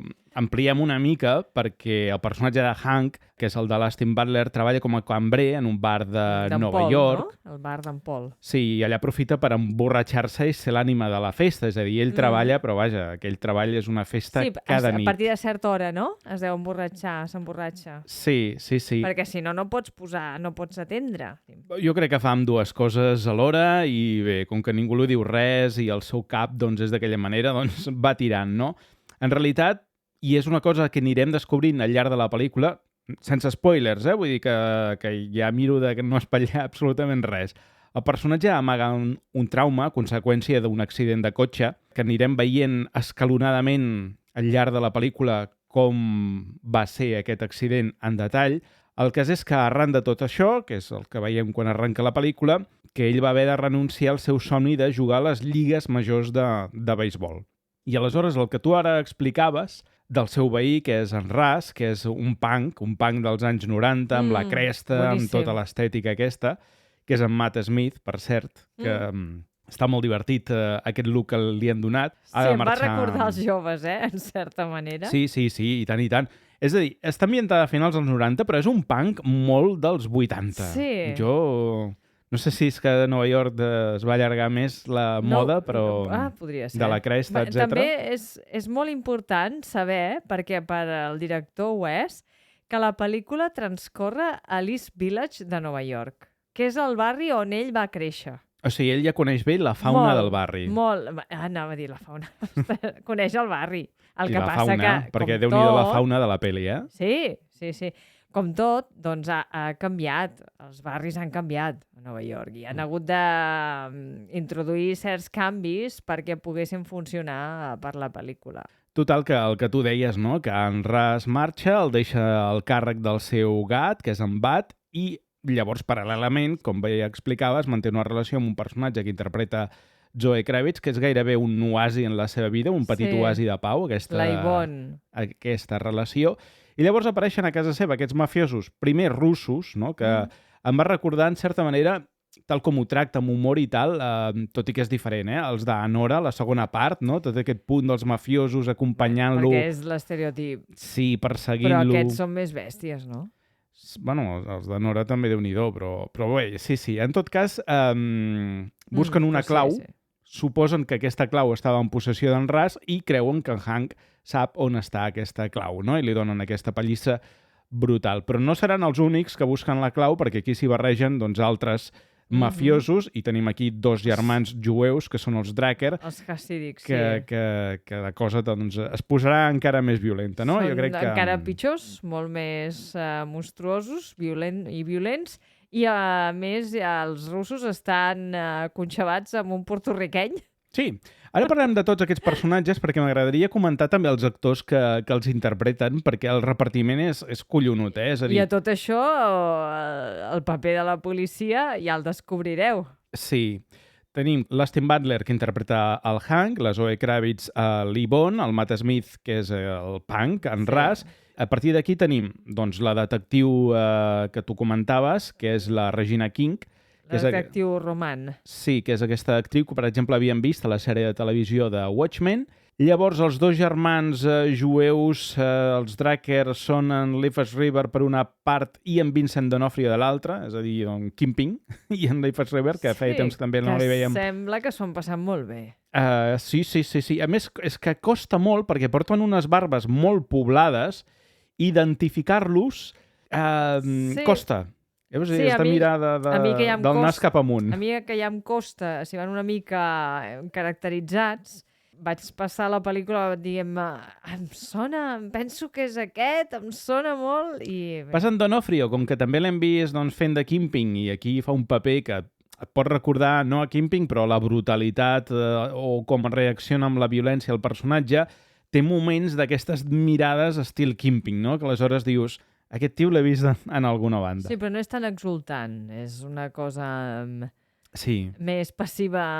Home, per ser passiva, Déu-n'hi-do l'optiva que és, És a dir, és aquesta violència tensa però calmada, no? Que sembla dolç, una persona natural i un conciutadà normal i corrent, però no. A mi m'agradaria destacar la mare del personatge de Vincent D'Onofrio, que és la Carol Kane. Sí, la pel·li de Star Trek, Strange New Worlds. Exacte.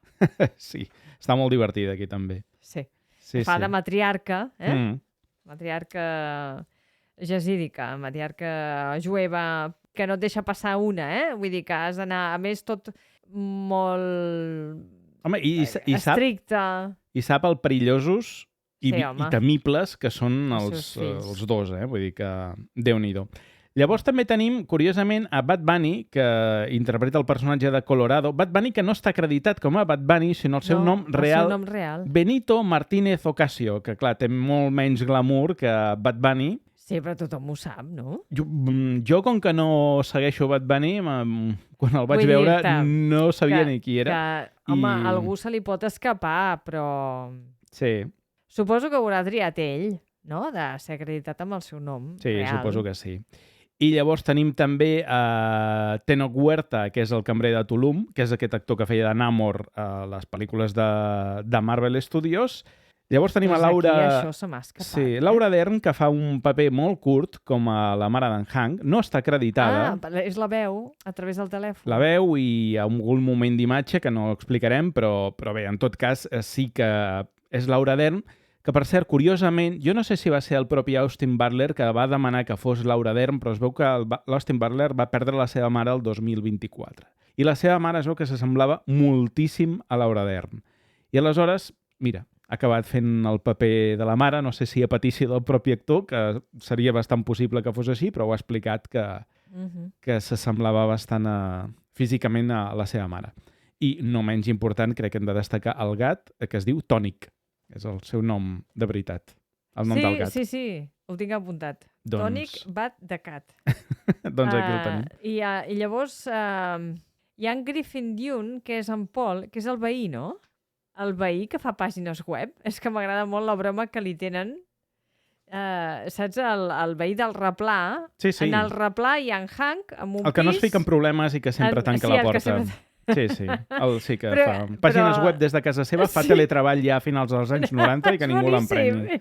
És que és el gag. Quan estan en el replà és el gag. Sí, perquè aquella part és molt teatral, no? És com seria, salvant les distàncies, el replà de Big Bang Theory, on passaven coses de comèdia també. Sí, perquè a més veus com pugen i baixen les escales i... Sí. Exacte. I d'ells dos, els dos protagonistes principals, l'Austin Butler, crec que està estupendo, vull dir, té molt de carisma, el personatge és molt carismàtic, ell és molt bon actor. Sí, i a més he llegit que ha fet ell les seves escenes d'acció. Sí, la veritat, clar, aquí és un heroi d'acció, tot i que és un heroi d'acció doncs, bastant imperfecte, no? Perquè diguéssim que rep bastant... És que és com... És un nano normal i corrent que està en un mal lloc, en un mal moment. I clar, se n'ha de sortir. El que m'ha agradat és que no és cap heroi, no és cap persona supersònica ni imbatible. Vull dir, la primera estomacada queda bastant masegat. Clar, és un heroi que et fa patir, perquè... Sí. Bueno, et fa patir ell i el gat, perquè és com una parella que van junta i també rep el gat. Aleshores, és com que estàs patint que no els hi passi res, no? Que tot vagi bé. I la química que té amb Zoe Kravitz crec que funciona molt bé. Ella també està molt bé, li dona aquest equilibri, no? que ell necessita, el posa al lloc, no? Quan l'acció ho demana. Aleshores, bueno, crec que va més enllà, va més enllà d'aquest estereotip de la xicota de l'heroi. Bueno, és un personatge que és intel·ligent i sexy alhora, vull dir que un personatge fort també. Sí, i a més crec que hi ha un moment que es vesteix i porta un uniforme de tècnic d'ambulàncies, no? Vull dir, paramèdics, que es diu als Estats Units. Vull dir que pot ser infermera, però fa emergències. Vull dir que és una feina també dura. Sí, és qui el posa a lloc sempre en Hank, no? Qui li diu, mira, això no ho hauries de fer, canviar els hàbits, perquè en Hank porta un desordre monumental. I l'altre tema és el tema del gat, que estàvem comentant, no? El gat és preciós. Sí, és una bona molt bèstia, sí. Però no deixa de causar-li mal de caps continus al protagonista. Jo he trobat informació sobre el gat, perquè sempre és interessant aquest gat que... Sí, i ha participat en altres pel·lícules. Ah, això no ho sabia, té un currículum també... Sí, té fitxa IMDb. Bueno, aquest any déu-n'hi-do amb els animals, entre l'Indy de Good Boy i ara el Tònic, no? Està com acreditat com a gat professional, per tant ja és un gat entrenat per la interpretació. Sí. Hi ha una entrenadora d'animals a la pel·lícula i es veu que afirma aquesta entrenadora que l'Austin era un entrenador de gats increïble perquè va aprendre a donar-li menjar i interactuar amb el gat per aconseguir que el gat fes les accions desitjades davant de càmera, no? Aleshores, el que pot semblar bastant complicat sembla ser que va ser bastant fàcil. Va haver-hi química entre els dos actors. Sí, i un feia el que li deia l'altre, que és el que es requereix. Sí, perquè hi ha algun moment en què estan ells dos i el gat podria fugir, podria agafar i fotre el camp, diguéssim, no? Ho té molt fàcil. En canvi, es queda allà, al seu cantó, al cantó d'en Hank, al cantó de l'Austin Butler, i em va semblar esplèndid. Vaig pensar, sembla que es coneguin i que realment tinguin una relació. De fet, el director, l'Aronofsky, diu textualment: el gat podia seure en una marca durant 1 hora i mitja i no moure's. No trobo un humà que faci això.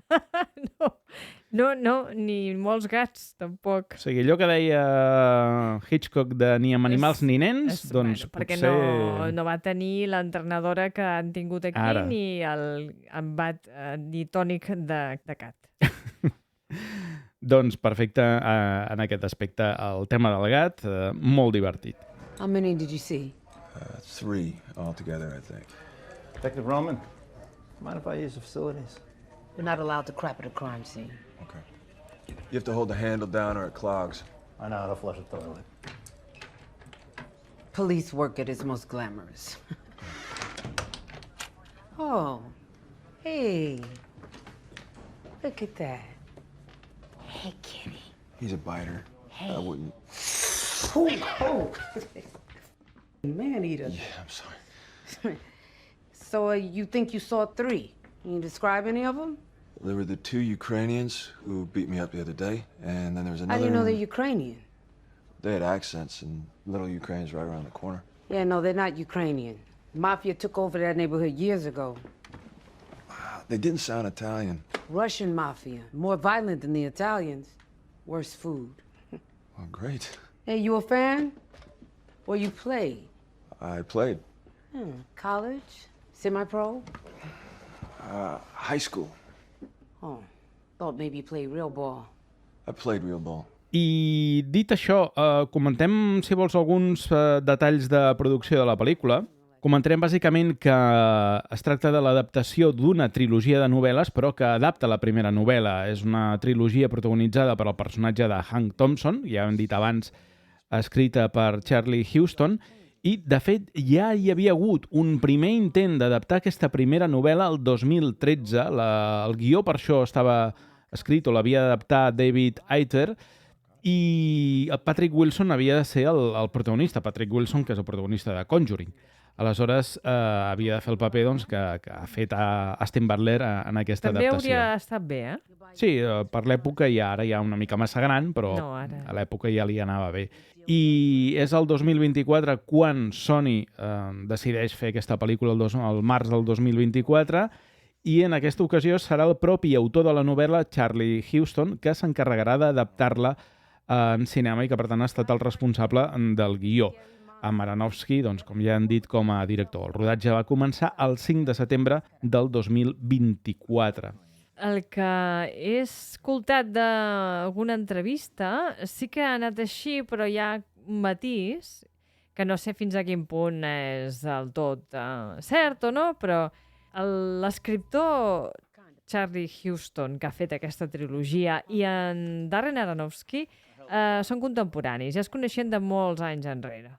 I vam néixer i créixer al mateix barri, aquest East Village de Londres. Ai, de Nova York, perdó. Per tant, fa molts anys que en Charlie, l'escriptor, va contactar amb en Darren per dir, mira, tinc aquesta novel·la, tal. I va dir, val, sí, però no va poder ser. Finalment, l'escriptor va decidir fer ell el guió. Dic, com que ningú la vol fer, faré jo el guió.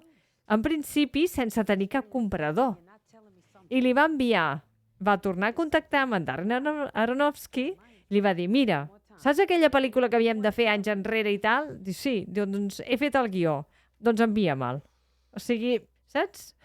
Perfecte. Ha anat diferent, llavors el va llegir i va dir, doncs ara potser sí, suposo que ella el va proposar a la productora i a partir d'aquí doncs, es va tirar endavant. Hem de dir que gran part del rodatge es va fer en els carrers de Nova York, o sigui, totes aquestes seqüències de l'East Village estan rodades allà mateix, també es va rodar a Manhattan i en algunes zones de Brooklyn i Queens.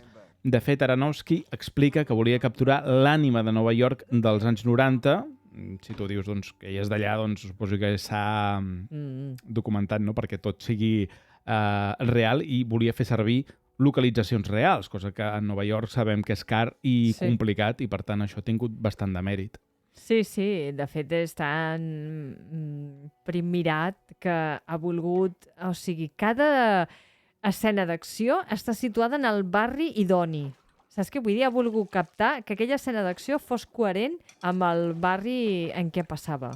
I a més, una de les coses és el treball amb drons, que ha fet servir drons a la pel·lícula, de fet ja ho veureu, que ell ho critica una mica en altres pel·lícules perquè ho veu com un artifici, no? Aleshores ell aquí ho volia utilitzar, jo crec que ho sap fer molt bé, sobretot hi ha un parell d'escenes que el dron a mi em funcionen de meravella. Una és un moment, no és cap spoiler, però vaja, un moment en què el protagonista surt de casa seva, va en aquestes escales d'emergència de Nova York, tu veus com la càmera s'apropa, que és el dron, entre els edificis de Nova York. I és un plànol xulíssim, està molt i molt bé.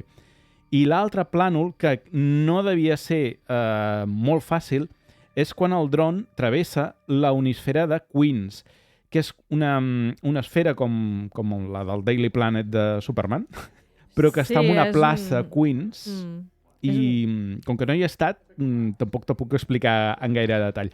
Però a la pel·lícula es veu quan estan a la plaça i com la càmera travessa aquesta bola del món, que hi ha com forats entremig, i aleshores el dron travessa aquests forats i tu veus com la càmera, allò que podria estar fet en digital, està fet real i llueix perfectament bé, està molt bé.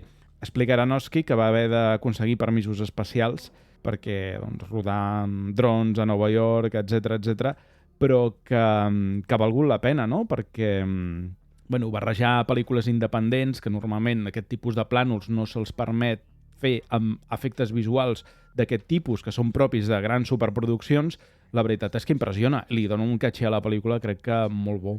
Sí, i el pilot de dron és un pilot molt expert, i és aquesta unisfera que es veu, és molt icònica, és el símbol del que ha quedat d'una fira mundial, una exposició mundial que es va fer fa molts anys, no sé si a principis del segle XX. Vull dir que és molt coneguda, està en un parc, el parc que m'ho he apuntat aquí, el Flushing Meadows Corona de Queens, I aquella escena és magnífica, disfruteu-la, perquè vull dir que val molt la pena i té sentit. Abans deia, ostres, abans havies de recórrer helicòpters, no? Si, per exemple, cables, no? Per fer simular aquestes alçades i captar des de les alçades també certes escenes, i ara és molt més fàcil. No sabia que havia demanat permisos, veus? Sí, home, és que per rodar a Nova York has de demanar permisos, Marta, no pots anar... No, permís per justament fer això.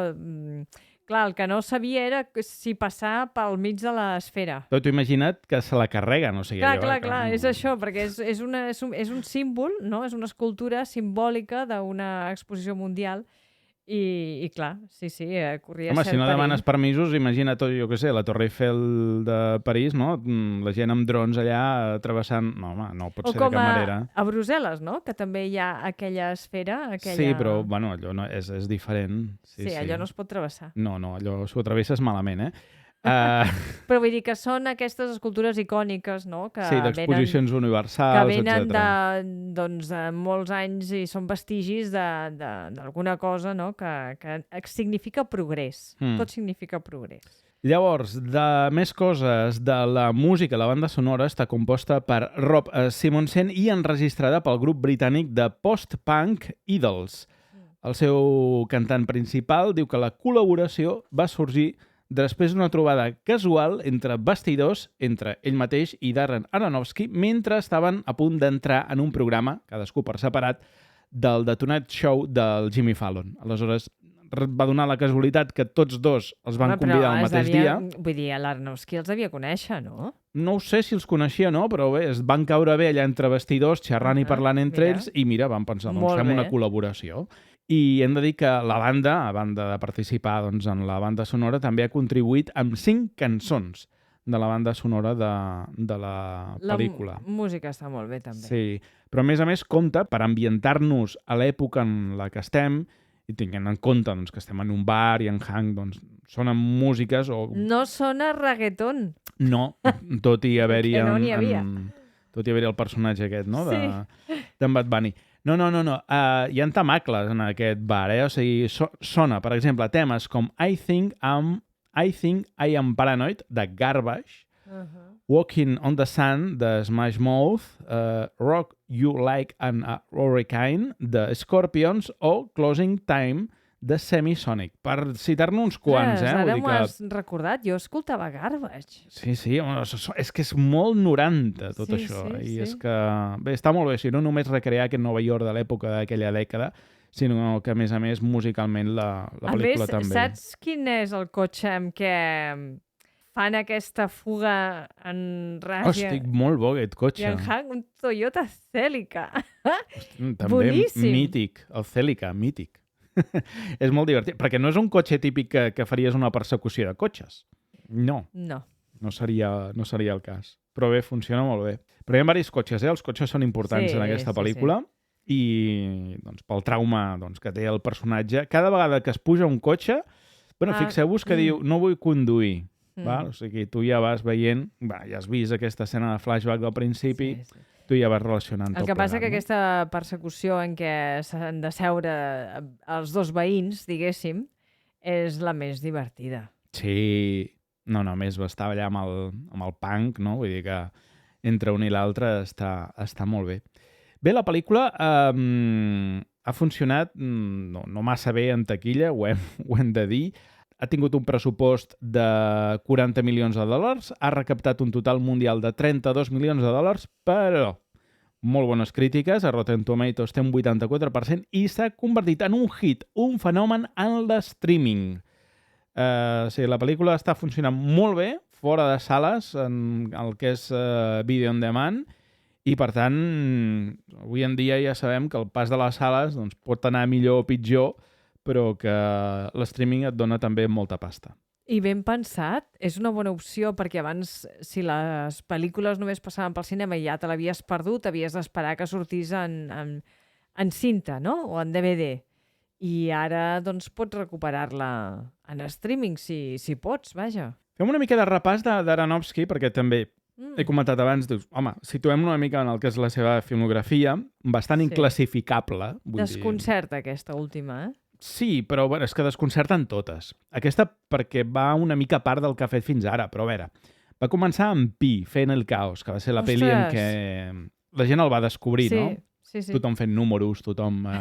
Una pel·li de culte, vull dir, de l'any 1998, a finals dels 90, i és que ens va atraure l'atenció a tothom.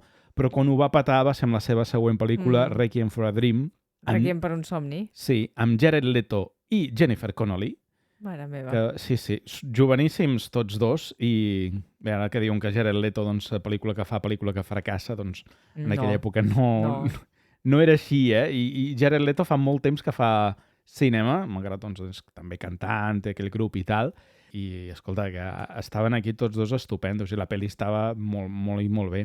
I llavors, d'obres posteriors, també va tenir bastanta repercussió The Fountain, aquella pel·lícula que estava protagonitzada per el Hugh Jackman, vam veure Sitges aquesta, de Wrestler amb el Mickey Rourke, que també va tenir superbona crítica i va tornar a situar a Mickey Rourke en el mapa. És veritat. Que li va servir per fer Iron Man 2 i tornar a desaparèixer immediatament del mapa. O sigui, va ser sortir al mapa i marxar.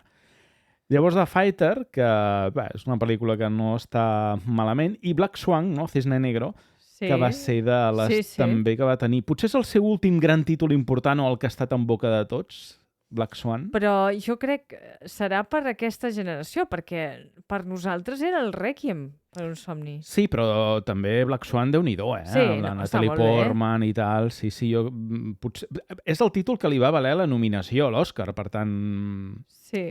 Des de llavors tampoc cap altra pel·lícula de les que ha fet li ha suposat una nominació a l'Oscar, tot i que ha tingut pel·lícules més o menys importants. Noé, aquella que era sobre l'arca de Noé, que interpretava Russell Crowe, el personatge bíblic. Aquesta també estava bé, Sí, però ja no són pel·lis que tinguessin massa... No va tenir tanta repercussió. Madre i The Whale... Madre no l'he vista. The Whale, la ballena, la balena. The Whale, la balena. Aquesta també se n'ha parlat força.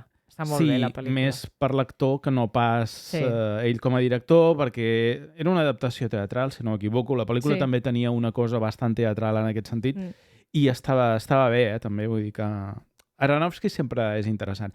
I ara ha arribat amb aquest Cock Stealing, que malgrat que dèiem que sembla que aparentment no hi trobes les identitats del director, sí que jo crec que en quant a la tècnica i el pols narratiu de la pel·li, que és de primera categoria, sí que li veus que això és una pel·li amb cara i ulls ben feta i que hi ha un director que la toca, i la toca molt bé, que és aquí el Darren Aronofsky. Sí, perquè juga amb les llums, les textures i va més enllà, no? En un personatge que semblaria un prototipus en aquest cas, de personatge jove amb una vida...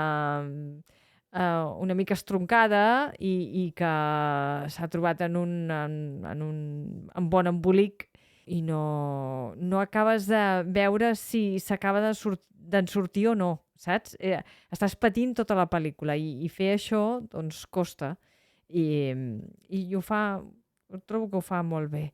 I tota l'harmonia que té encara que hi hagi un destrossa, hi ha una harmonia dins dels habitatges, a fora... És com tot molt cuidat. Tots els escenaris són molt cuidats. Sí, ell cita Cindy Lumet com un dels seus sant patrons per a la pel·lícula, perquè també feien cinema així molt urbà, de carrer, de Nova York, etc. i ell ho ha recollit, no? Abans explicaves de la novel·la, la relació que té amb l'autor, ell ja la va llegir amb 18 anys, aquell llibre, i la història diu que encaixa bastant amb la seva manera de fer, amb el que li interessa, tot i que també reconeix que en aquesta pel·lícula ha fet un gir cap a un to més comercial, accessible. De fet, ell diu textualment, for once, per una vegada estic jugant amb les normes, no? I'm actually playing by the rules. I que, no sé, els resultats a sales deu pensar que no li ha resultat. No, però ja t'he dit, si és un fenomen en streaming, jo crec que ja està bastant contenta aquí la productora de la pel·lícula, que és Columbia i Sony Pictures, distribuïda per Sony concretament, i per tant, en aquest aspecte crec que... I a més, si us hi fixeu, hi ha un moment en què els dos mafiosos molt perillosos del barri jueu, diguéssim que són jueus, estan dins el cotxe i el porten amb ell, hi ha molts primers plans i primeríssims, no? Vull dir, aquesta manera de rodar és fantàstica, perquè te va ensenyant cada moment la reacció, la mirada, les intencions, i en un lloc molt reduït que és el cotxe, ostres, a mi em va agradar molt. I a més tot això contrastat amb una mena d'humor que flota per allà, sura, un humor negre. Sí, però molt negre, perquè molt negre. De fet el propi protagonista creu que té una malastrugança que allà on va la gent mor, no? És a dir, és com si l'amor em persegueix allà on vaig, i de fet la pel·lícula... encara es fa més solitari, no? Encara... Sí. Perquè també t'està dient la pel·lícula que aquest noi ha deixat casa seu per anar a buscar-se la vida a la gran ciutat de Nova York i està molt sol. Vull dir, tampoc té masses coneixences. No. Clar, de fet és que ell, des de l'accident, poca il·lusió té. O sigui, estan allà al bar... no ho hem dit, Ignasi. Que és un gran fan dels Giants de San Francisco. Bueno, ell o la mare, no? Perquè, de fet, les trucades que té amb la mare no són per preguntar com estàs. És boníssim, té una relació encara... És molt bonic i alhora molt tendre i alhora molt trist, perquè ells dos s'han quedat encallats en un moment de les seves vides, no? Sembla. I la cosa no ha evolucionat, no ha madurat. Aquell trauma ha quedat allà i l'únic que tenen un codi quan se saluden i s'acomiaden, no? Molt particular. I és això, ell és un fan que viu a Nova York i és un fan dels Giants de San Francisco. Sí. Però bé, això que dèiem de barrejar comèdia i drama, doncs, a parts iguals, sense que una part es mengi l'altra, perquè és veritat que aquí doncs, hi ha un reguitzell de morts bastant important al llarg de la pel·lícula. I violència. Sí, violència molt heavy. Segurament també us agafarà desprevingut en més d'algun moment a l'espectador. Jo m'hi vaig trobar, és un moment bastant inesperat, en molts moments, jo diria, no només un, sinó varis. I la violència va escalant cada vegada més, però bé, té coses també molt divertides, tot el que és el relacionat amb el gat, aquest misteri de la clau, el rotllo de la roba que hi ha sense explicar res més, doncs crec que també és bastant divertit. I el fet també de tractar aquests temes d'Aronofsky que dèiem, no? L'addicció i el trauma, que són constants en el seu cinema, aquí es tradueix bàsicament amb l'alcohol, no? L'alcohol que és el refugi del protagonista i que és un protagonista que, dèiem, ha perdut el seu objectiu a la vida, perquè era doncs, dedicar-se al beisbol i sense això no sap què fer, i un fet inesperat l'obligarà a deixar l'alcohol, no? I aleshores és com que aquesta cosa que tenia jo per agafar-me, per sobreviure, de cop i volta tinc que tallar en sec amb l'alcohol. Què passarà, no? A partir d'ara és... Bueno, s'obre una altra porta. I també és aquesta... Et posa en aquesta paradoxa que un nano normal i corrent s'ha d'enfrontar a unes màfies molt perilloses, no? I, clar, i ho fa d'una manera molt destralera perquè ell no és cap mafiós, diguéssim, no... Ni trafica, ni és delinqüent, ni... Que no coneix aquest món i no sap en qui s'està ficant. És una persona normal i corrent, jove... I clar, empatitzes molt amb ell, la veritat, com a protagonista. A més, una pel·li que no para, vull dir que pam, o sigui, és un... No. Us passarà amb un sospir. És molt estressant. Sí, i els diàlegs m'han agradat molt. Són diàlegs enginyosos i crec que el que fan és ampliar qui és el protagonista, et fan avançar en la trama, ens apropen cada vegada més al protagonista. És allò que deies tu, no? Que et cau bé, que t'hi apropes, etc. I està molt ben escrita, la veritat és que sí. Sí, que al final ha de ser molt enginyós perquè se n'ha de sortir ell. No té ajuda de ningú. Bueno. I sense desvetllar res, t'ha agradat al final? Vull dir... Sí, m'ha encantat. L'he trobat molt rodó. Sí. M'ha agradat. De fet, sense explicar massa res, la novel·la, la següent seqüela, que es diu 6 coses dolentes, comença just on acaba en aquesta. Sí, just allà on deixem el protagonista al final de la pel·lícula, doncs arriba un motxiler rus que aleshores comença a investigar els calés perduts on estan. Aleshores amenaçarà amb ell i a la seva família, i a partir d'aquí, doncs, a mi m'encantaria que això tingués seqüela, vull dir que... Això t'anava a dir, si són 3 novel·les, no se n'ha parlat, no?, de fer una propera pel·lícula. No, però clar, potser a Aronofsky li interessava adaptar la primera i ja jo està, crec que sí. i perquè la pel·li queda tancada i no necessàriament això ha de tenir una continuació. Vull dir, pot acabar aquí perfectament i ja està. No dona peu a seqüela. No. Tot i que el llibre doncs, estira del fil d'on acaba i sí que dona peu a aquesta seqüela. En aquest cas, doncs, aquí l'ha volgut tancar de manera clara i definitiva i l'arc del personatge finalitza aquí. Ara, si tu vols ficar el protagonista en més merders, doncs l'estires d'allà on està, que és el que va fer la novel·la, i el fiquem en un altre merder, derivat del mateix, de la primera pel·lícula, volem dir, perquè potser no és tan fàcil escapar de les màfies a vegades, no? No, i això que és allò és injust, perquè ell és que no té res a veure i es passa mitja pel·lícula intentant explicar que és que ell no té res a veure amb allò. Vull dir, és molt injust.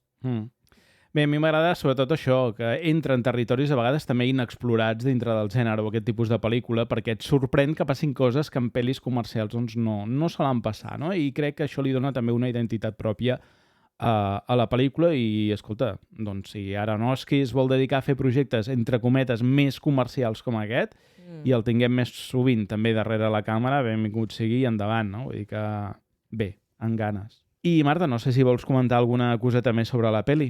No, que és...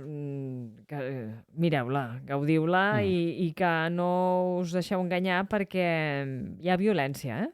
Sí, no fem part amb spoilers amb aquesta, ho deixem aquí. No. Hem fet algun spoiler menor. Perquè si encara dius que està donant de si a les plataformes, no? En streaming. Sí, a més dona una sensació que encara és una pel·li que la gent encara no ha descobert. Descobriu-la, mireu-la. Sí, i al final és una pel·li de bon rotllo, també comèdia, no ho sé, però hi ha una part també... Sí, potser si s'hagués tractat encara més amb humor, no? Que si li haguessin posat més dosis de sarcasme o d'humor o de cinisme, doncs haurien anat cap a un altre camí. I aquí és la dosi perfecta, no? Perquè hi ha escenes molt dramàtiques i molt violentes i és aquesta missió de fer sentir el protagonista sol, bastant sol. Vull dir, i al final ell intentar, no sé, jo crec que intenta treure profit de la situació, no? Però vaja, que queda molt masegat. Per cert, aquí li han dit tota l'estona Cowstealing, però li han posat un altre nom en castellà. No, molt malament. Per què? Què és això? Què és? Una bala perdida. De res. Clar, de no ser que vulguin fer el joc de paraules amb ser un bala perduda. Sí, evidentment intenta fer el joc de paraules que perquè aquí, bueno, no sí, hi ha bales, però hi ha altres coses també, vull dir, artefactes i que fan mal, però bala perdida, no ho entenc. Cowstealing, bala perdida, de res, vull dir... Bueno, Cowstealing què seria? Enxampat robant, no? Ja està. Potser és un nom poc comercial, deixa-li en anglès i no t'inventis res, que és el que dic jo moltes vegades. Si ets incapaç d'adaptar el nom o traduir el títol tal com està, deixa-la en anglès. Sí, però costa de pronunciar. Sí, bala perdida, en fi, és igual.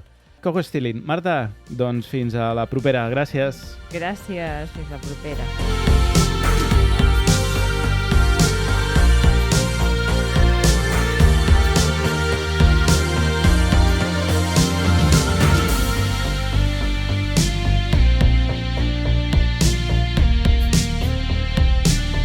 Fins aquí el programa d'aquesta setmana. La música que heu escoltat avui és d'Àries Beats. Qui us parla? L'Ignasi Herbat. M'acomiado de tots vosaltres. Recordeu que us podeu subscriure al canal de podcast a iVoox i deixar-nos un m'agrada en aquest àudio. Ens ajuda molt. Si voleu donar-nos suport i accedir a contingut exclusiu, podeu fer-vos mecenes tant a iVoox com a patreon.com/ningunoesperfecte, on trobareu l'espin-off Videoclubers. El pròxim, potser ja disponible o a punt de sortir, és el dedicat a Star Trek V The Final Frontier. Ens trobareu les 24 hores del dia a la web ningunoesperfecte.cat. La pròxima setmana potser ens farem un tip de treballar per portar-vos el retorn a Hawkins tan aviat com sigui possible. A veure si arribem a temps. Mentrestant, cuideu-vos moltíssim. Ningú no és perfecte.